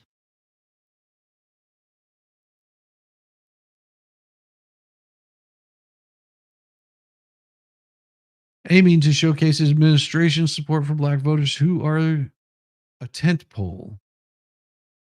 Wow. Racist much of the Democrat coalition of his personal political support. He will also participate in an interview with BET. And then, of course, later he will address the Hispanics to appeal to the Latino voters, another crucial Democrat leaning bloc. Again, you've disenfranchised everyone. Because in the Latino community, they really don't want to have anything to do with men claiming to be women and women claiming to be men. It goes against a lot of their religious beliefs. The Latino community, you have to understand, it runs really deep with being very religious. And whenever you start telling them how they need to vote, they generally don't like it. But hey, you do you, Biden. You will find out how crappy your speeches are. Biden's remarks to both groups come as Democrats have been engaged in weeks-long crisis of confidence over Biden's candidacy, as they should be. After his devastating loss to Trump in a debate, the president's shaky performance inflamed voter concerns about his age, his fitness for office, and capacity to beat hell anything. Republicans, for their part, are demonstrating that they're more coalesced than ever around their candidate as they go through their national convention. Biden, of course, has rejected a flurry of calls from within his party to step aside, restating his belief as he is the best positioned Democrat to beat the Trump. He has relied heavily on his support among Black and Latino elected officials because he's put them in a group and taken away their individual agency. Couldn't sleep. What's a girl to do? Well, if you're having a hard time sleeping and you're looking for something to do, just think dirty thoughts. That just really dirty thoughts. And then take care of that. You'll pass right out. Trump has tried to appeal to both Black and Latino voters, hoping to capitalize on Biden's sagging everything. While it's not clear that the loss of enthusiasm for Biden has helped Trump's approval with those groups, any marginal loss of support for Biden could prove pivotal in a close race.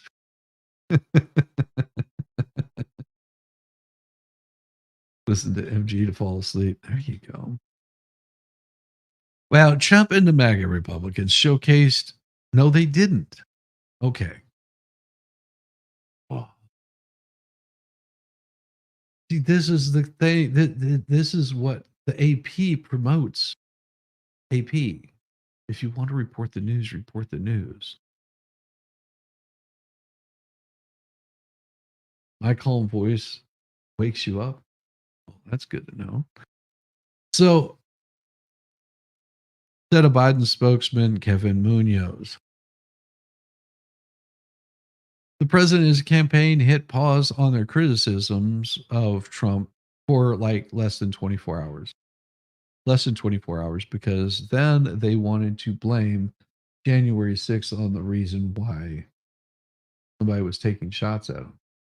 They went on to blame Trump for all of the reasons why somebody took a shot at him because of his rhetoric.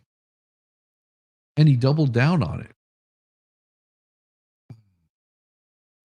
Because yes, he, as though he said we should cut down on political violence, he has ramped it up, as had his the rest of his little cronies. They've ramped this up again.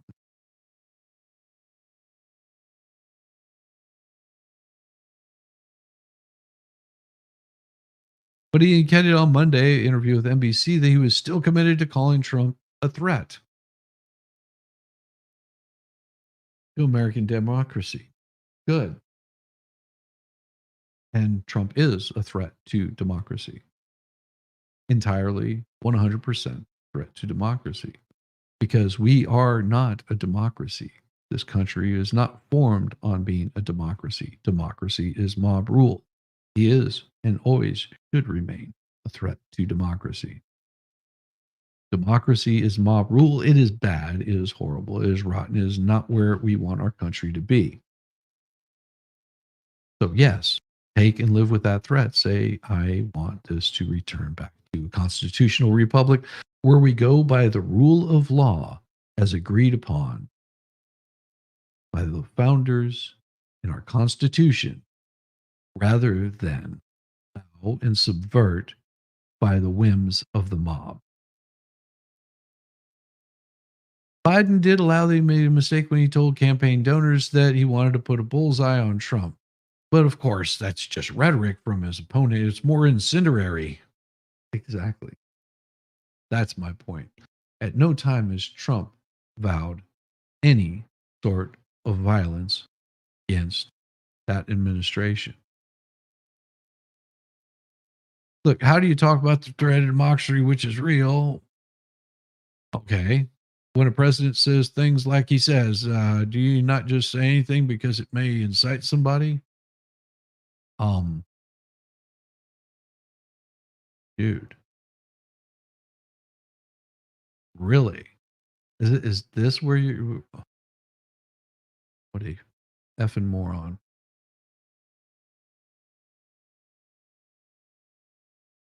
I'm gonna have to play it again. I'm going to have to play this again because it is so important, so damn important.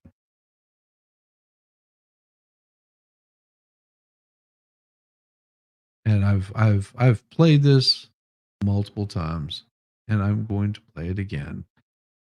And I will continue to play this until people really start to get this because it is ridiculous that they are not paying any damn attention.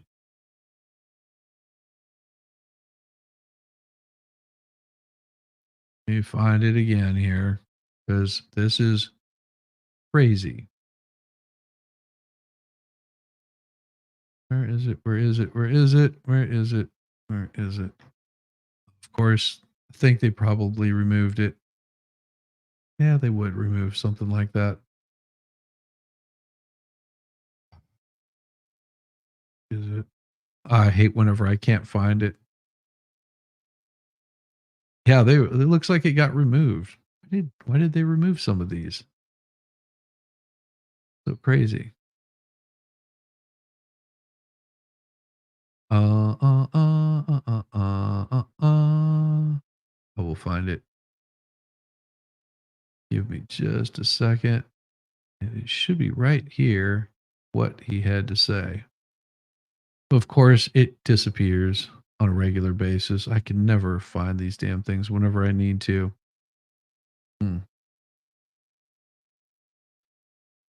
Go. Pretty sure this is one of them.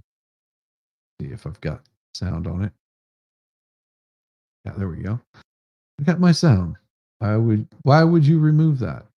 Well, didn't remove it, but it got removed elsewhere. This one is one. These things have consequences.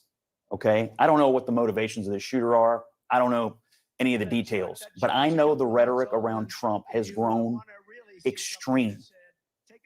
You mentioned some other violence.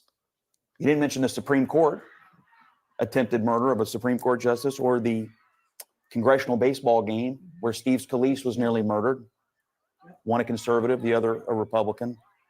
But we have people in this country who are dedicated to telling half the country that if Donald Trump wins an election, the country will end, the Constitution will go away, and so on and so forth. What I want to hear from all elected officials is this kind of hyperbolic extremism has consequences and it must end. Yes, we're all shocked, and yes, political violence has no place. Where does it come from? It's got to stop. But we're also hearing from Trump very, very strong statements of condemnation of Biden, the worst president, the most dangerous president, and all of that. He's speaking very, very strongly against President Biden. Strongly, but he's not inciting. Well, we do. This is an assassination. Look, I agree with you. You say calm things down. I agree. Both sides should calm things this down. moment is, if there was, if we, what other wake up call could there be for everybody in this country right now? I am mortified. I mean, this will live on forever.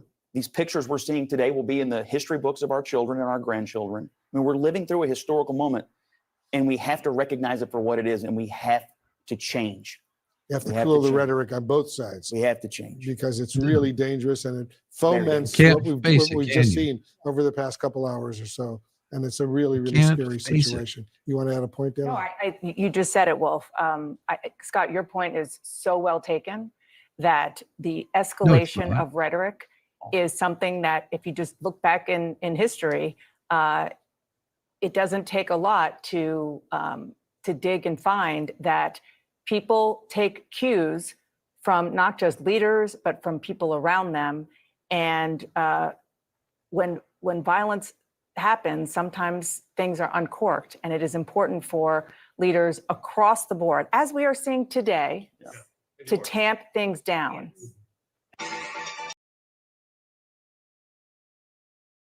Yeah. Oh, there's much better out there. That's just one of them. That right there is just one of them. One of the many ones that was brought in. And you want to know that whenever you hear this rhetoric that's being spewed out, just remember this is the next day. The next day, Staten Island during a press conference, and I've watched the press conference, the whole thing. But listen to the questions that are asked. Oh, by the way, a registered Republican. Yeah. You guys know about that? Yeah, so I don't know who you are, so I just like to, before I answer your question, what's your name? Daniel. Daniel, from where? From NBC. And sir, where are you from? I'm sorry, NJ Burkett with Channel 7. Okay. So you want to talk about the fact the guy may be a Republican, or at least registered the Republican Party, which anybody in this country is free to do. I didn't ask that question. That's fine, but you did suggest, and you're talking about rhetoric. So are you saying that it's not okay for us to denounce violence? Are you saying that we should wait until we know what's going on? Everybody on the planet knows that you have MSNBC, the New York Times, Rachel Maddow, The View. You have Maxine Waters. Oh, let's get in their faces. You have this going on every day. And you dare to say to us, shouldn't we wait? No, we shouldn't wait. Right now is the time to say that we need to cool things down. We don't have to wait for your permission. We don't have to wait for anybody's permission, regardless of this young man's motivation. What he did was wrong. He tried to assassinate a president of the United States. And you stand there and say, well, maybe I should wait. maybe it's okay. Are you saying the fact that he was registered to the Republican Party absolves him of everything, absolves all of the media, of all of the coverage they've done for the last 10 years? Absolutely not. That is a pathetic question, and I think you guys should be ashamed. I mean, I don't know you personally, but it's pathetic that you would even suggest that he's a Republican, therefore everything is okay, when you have social media, you have control of the media, you talk about the laptop, you talk about Russian collusion, all of that we have to forget, because maybe this guy was registered or is registered to the Republican Party. You should be ashamed of yourselves. I don't think what he's saying is that. I think what they're saying is when he says they did it. Yeah, they did They did it. You don't know that. It's what I'm saying. Knows who he is. It's what I'm saying. Listen, I take all these DEI classes, right? And in the DEI classes, they say that it's not what the question is. It's how the person who perceives the question takes it. That's how I take Yeah. it. He may very well Nice. That right there was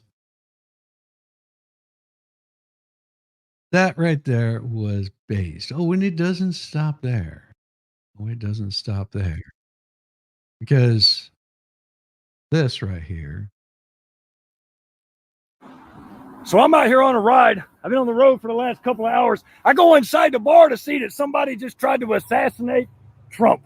Yeah. So next time they tell you that conservatives are crazy, I want you to remember, nobody tried to assassinate Biden. Nobody tried to assassinate Obama. And they just made a martyr out of Trump. He'll absolutely get elected. He will 100% get elected because you Democrats have lost your fucking minds. I'm out.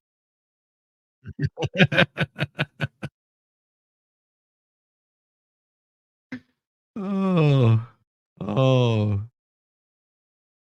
And this was played for me last night, and I can't play the whole thing. I love it. Okay, I know I have to do this. If your ears are assaulted by this, and you feel a certain movement happening, all you have to do is mute it. You can watch it, but definitely you might have to mute it, and I completely understand. Completely understand. Yes. Whose broad stripes and bright stars through the perilous fight, o'er the ramparts we watched were so gallantly streaming, and the rocket's red glare, the bombs bursting in air, gave proof through the night that our flag was still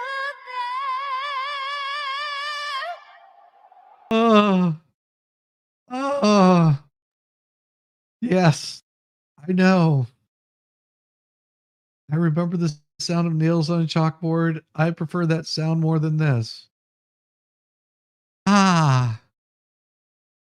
Ah. Ah.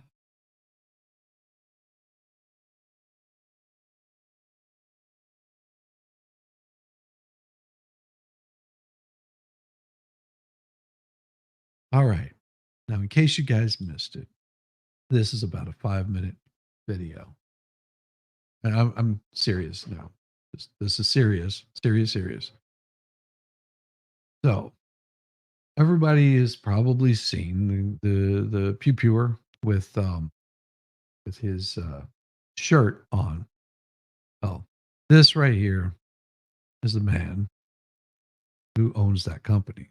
It was his shirt that was being worn, and he's going to set the record straight on this. I'm sure there will be a lot of people watching this video who do not know me, who are new to this channel and are just checking in based on recent occurrences. So for those who are new, for those who do not know me, my name is Matt Carricker. I am a Texas-based YouTuber, and this is my YouTube channel. Demolition Ranch is a firearms-centered channel. I also have Off the Ranch Matt Carricker channel, which is a blog type channel. And then I'm also a veterinarian. And so I have Vet Ranch, which is a veterinary centered channel. And across the board, across all of my videos, we really don't talk about politics at all. We keep politics out of it. For one, it's not my bread and butter, but also I don't feel the need to impose my political views and beliefs on other people. And so we generally just stay away from the topic of politics. However, we were obviously kind of thrust into the conversation after last weekend. So before I go any further, to the family of the victim who died during the Trump shooting, man, I'm so sorry for your loss. It's terrible, and I hate that happened to him and to you guys. And wishing you guys the best from here. That's the worst. For those who were injured in the shooting as well, wishing you guys a speedy recovery, praying for pain-free recovery for you as well, both physically and mentally. I can't imagine.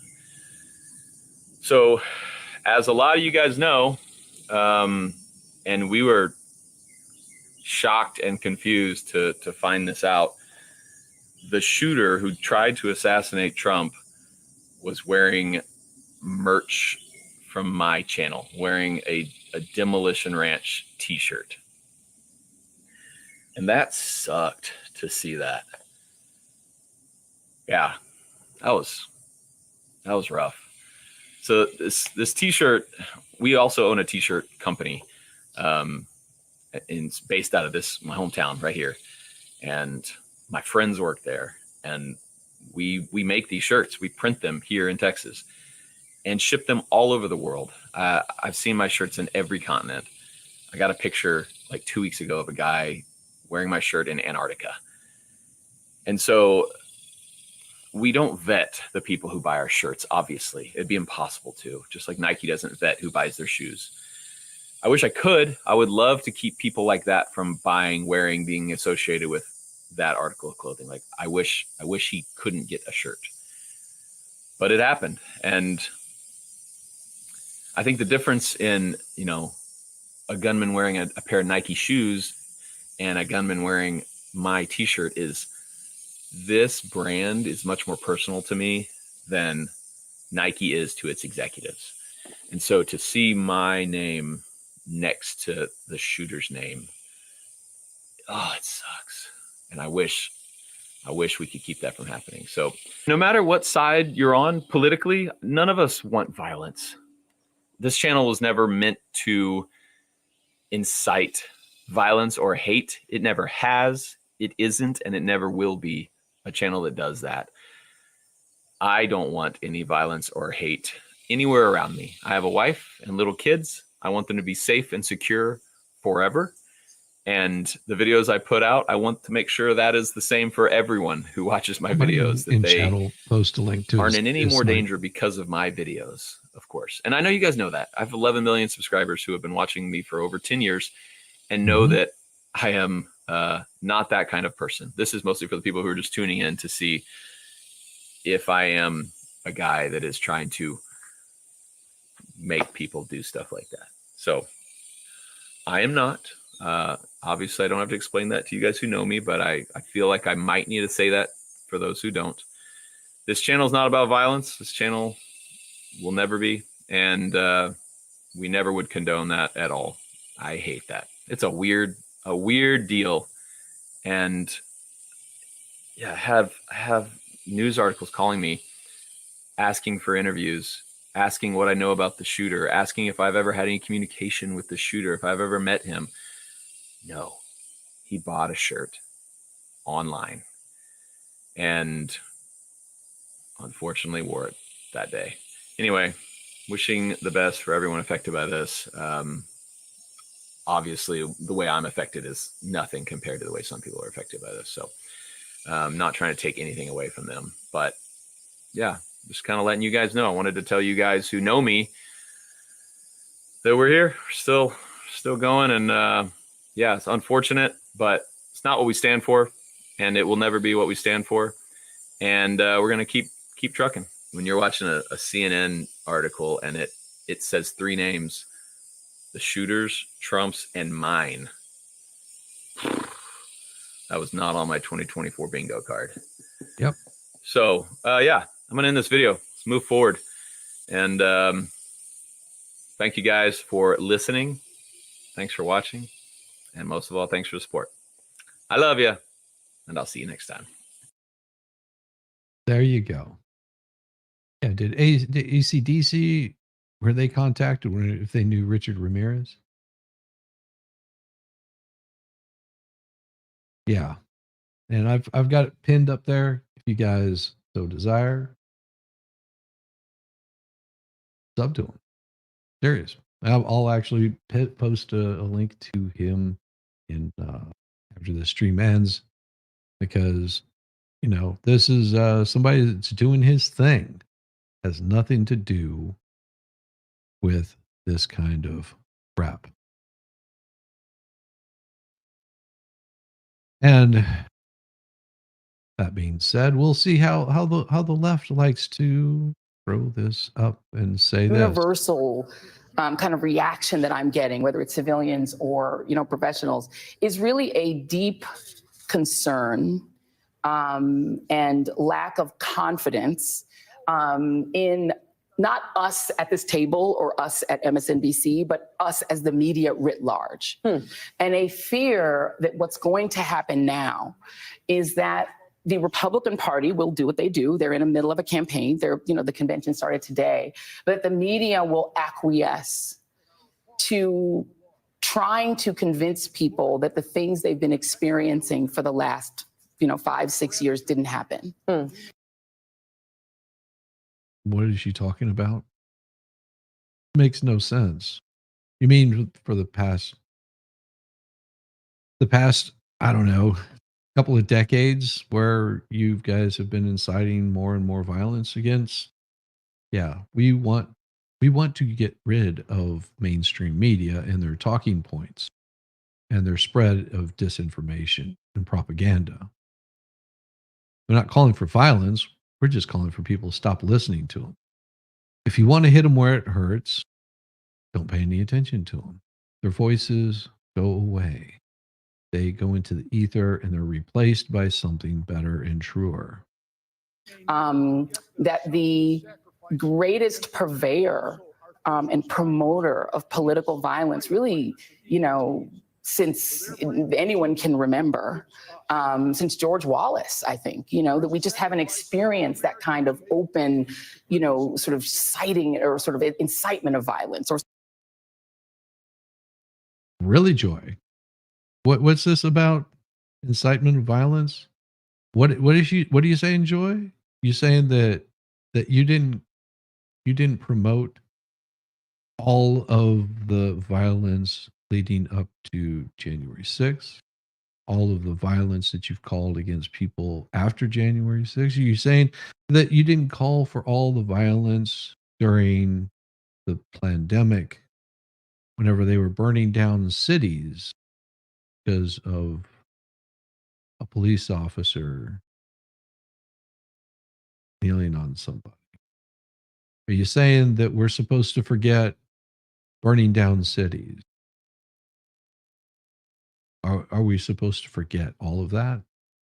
We're sort of luxuriating in the idea of violence. It's just not something we're used to anymore in American politics. And then we had to get used to that being a thing. And people are concerned and expressing concern that we won't be the guardians of memory. And that we will allow Donald Trump, as he is, bathed in the glory and grandeur of his party, to rewrite himself as both a hero and a victim, that people who are the most vulnerable to not just the things he's done, but the things he's promising to do. Really? He's never called for violence on anybody. What is the actual, huh? Yeah. You know what? Demolition Ranch, I've seen their shorts on here a few times. And that will then happen without a guardian saying, wait, stop. And then the media will acquiesce to this rewrite. You guys have been rewriting history. Whenever we had people that showed up to stop you from tearing down our culture, from removing statues, you guys incited violence. And then you got some dumbass out there that does something really stupid by driving a car through a crowded group of people because he didn't agree with what was going on. And he was condemned on the right as much as the left should have. Yeah. If these newscasters will stop lying, that's a good start. And the people that I've been talking to don't accept the rewrite. That's because you need to stop talking to these people. Silly woman. Silly woman, stop talking to these people.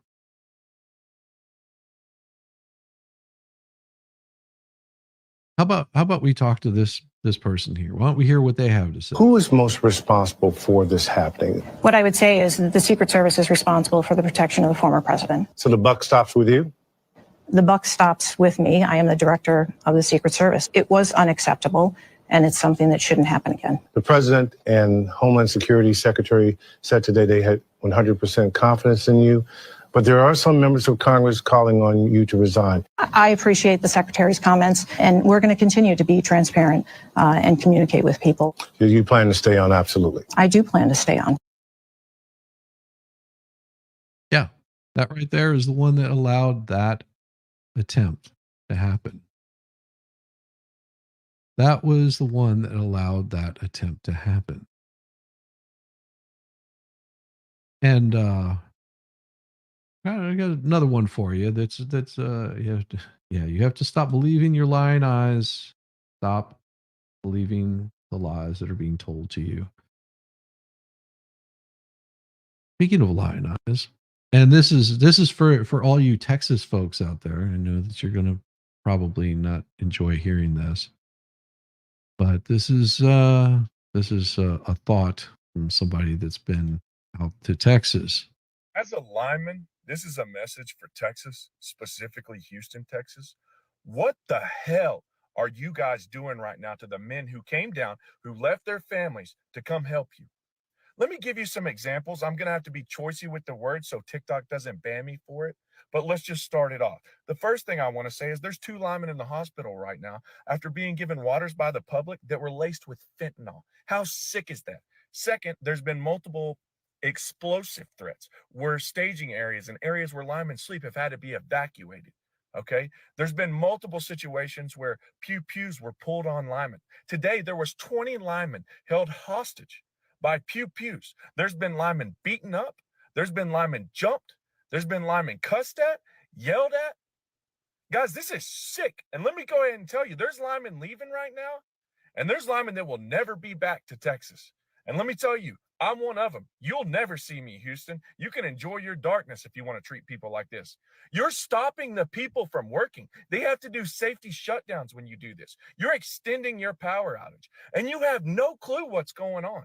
You had 2.7 million customers without power. In 6 days, they have restored with only 250,000 power outages left. Do you realize how incredible that is? Usually when you reach the 3 million number, you're looking at people without power for 4 to 5 to 6 weeks, okay? They're doing incredible down there, and they're getting attacked. You know, the most dangerous part of the job of being a lineman is supposed to be the electricity, the thing you can't see. It's not supposed to be in the public. You guys need to do better, but in all honesty, I hope all the linemen leave and you guys sit in the dark, and then maybe you'll realize and have some respect. But this is ridiculous. And let me tell you, like I said, there's a lot of us, the next time this happens, you're not getting help. Figure it out yourself. Oh, it is Houston. Close enough to Honduras. Yeah, Houston is garbage. And that right there is a message to you people out there that think you're being funny by pulling a gun on somebody that's out there just trying to do their job.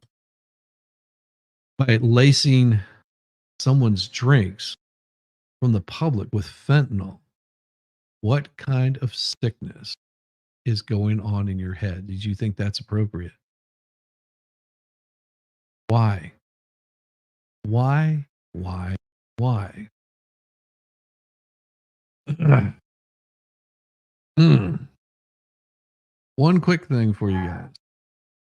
And no, I'll probably end it after this, but this right here is for all of you folks that are wondering what the agenda is for today. Milwaukee, the RNC heads into its second day with now Donald Trump as its official presidential nominee. Trump energized the crowd on Monday, blah, blah. Nikki Haley is going to speak on Tuesday. She was the former United Nations ambassador and South Carolina governor, was the last rival against Trump. And they want to say major, but there was nothing major about her. None of the above was beating out Nikki Haley. In this year's primary contest, she waited 2 months after dropping out in March to say that she would vote for him. Then last week, she announced she would instruct her convention delegates to vote for Trump, but wasn't planning to attend the convention. Salty much? It wasn't until Sunday, hours after the pew-pewing, that her office reversed itself and said she would speak. It's likely that she will call on her party to show cohesion in the face of this fall's general election because, yeah, she just made herself look like a piece of garbage. Many of the speeches Monday they focused on economic policies and claimed that Biden had mishandled the economy. On Tuesday, the overview shifts to immigration and crime. So, ribeye to shizzy in the sub and rub that little button till it purrs. Be on the lookout for speakers to argue that they have been damaged by Biden-era immigration policies. Trump and Republicans believe the border debate is among their strongest issues. No. Their strongest issues are that they want to make America great again. Be on the lookout as particular broader attempt to blame crime on border policy. No. And no.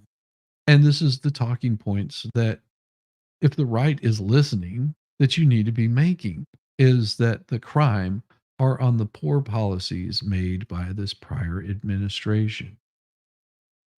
By the current administration that is in here right now, by the people in these cities. If you're wondering why your cities have so much crime, it has to do with the bad policy of those Democrats in those cities.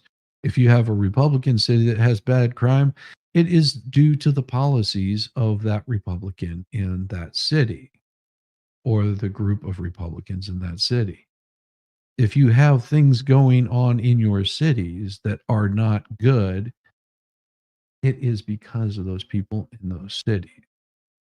Now, if you've got a mass amount of people flooding into our country, putting a strain on our economy, then you can blame that on our current administration.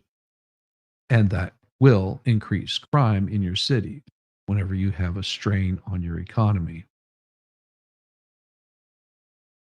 Last week, Trump campaigned at the RNC and announced the brother of Rachel Morin, a Maryland woman whom prosecutors say was killed and raped by a fugitive from El Salvador, would be one of the speakers at the convention. They can't name the brother's name because, well, it would be just too much. Officials say the suspect, Victor Antonio Martinez Hernandez, entered the U.S. illegally and was deported, came back illegally, was deported, came back illegally, and was deported. If I'm not mistaken, it was several times that he was deported for being here legally. And he was arrested last month in Oklahoma, charged with first-degree murder and the rape in Morin's death. Of course, the RNC, smart on them, they have not released the full day schedule. Convention organizers are not expected to announce who will speak in the event's second day until later Tuesday morning. Biden goes back on the trail, of course. With the events in Nevada, he continues to try to reassure members of his party about his candidacy after his horrible debate just a few weeks ago. And they want to say last month, but yeah, it was at the end of the month.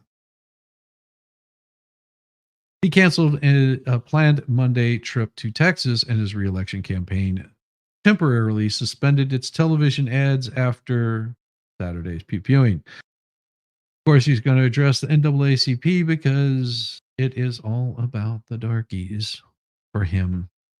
The grouping of people. This is how he believes.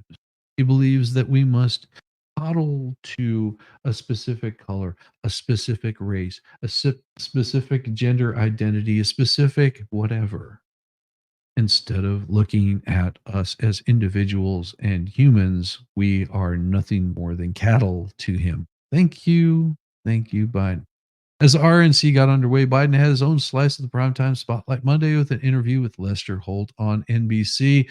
Biden called it a mistake to say he wanted to put a bullseye on Trump. Of course, he did it anyhow. And he has not dropped any of his rhetoric. He will continue with his rhetoric, and be aware that it is going to continue all the way up until September. It is amazing to me that this current president cannot tone down on the rhetoric, but hey, we have never on the right or in the center been calling on violence.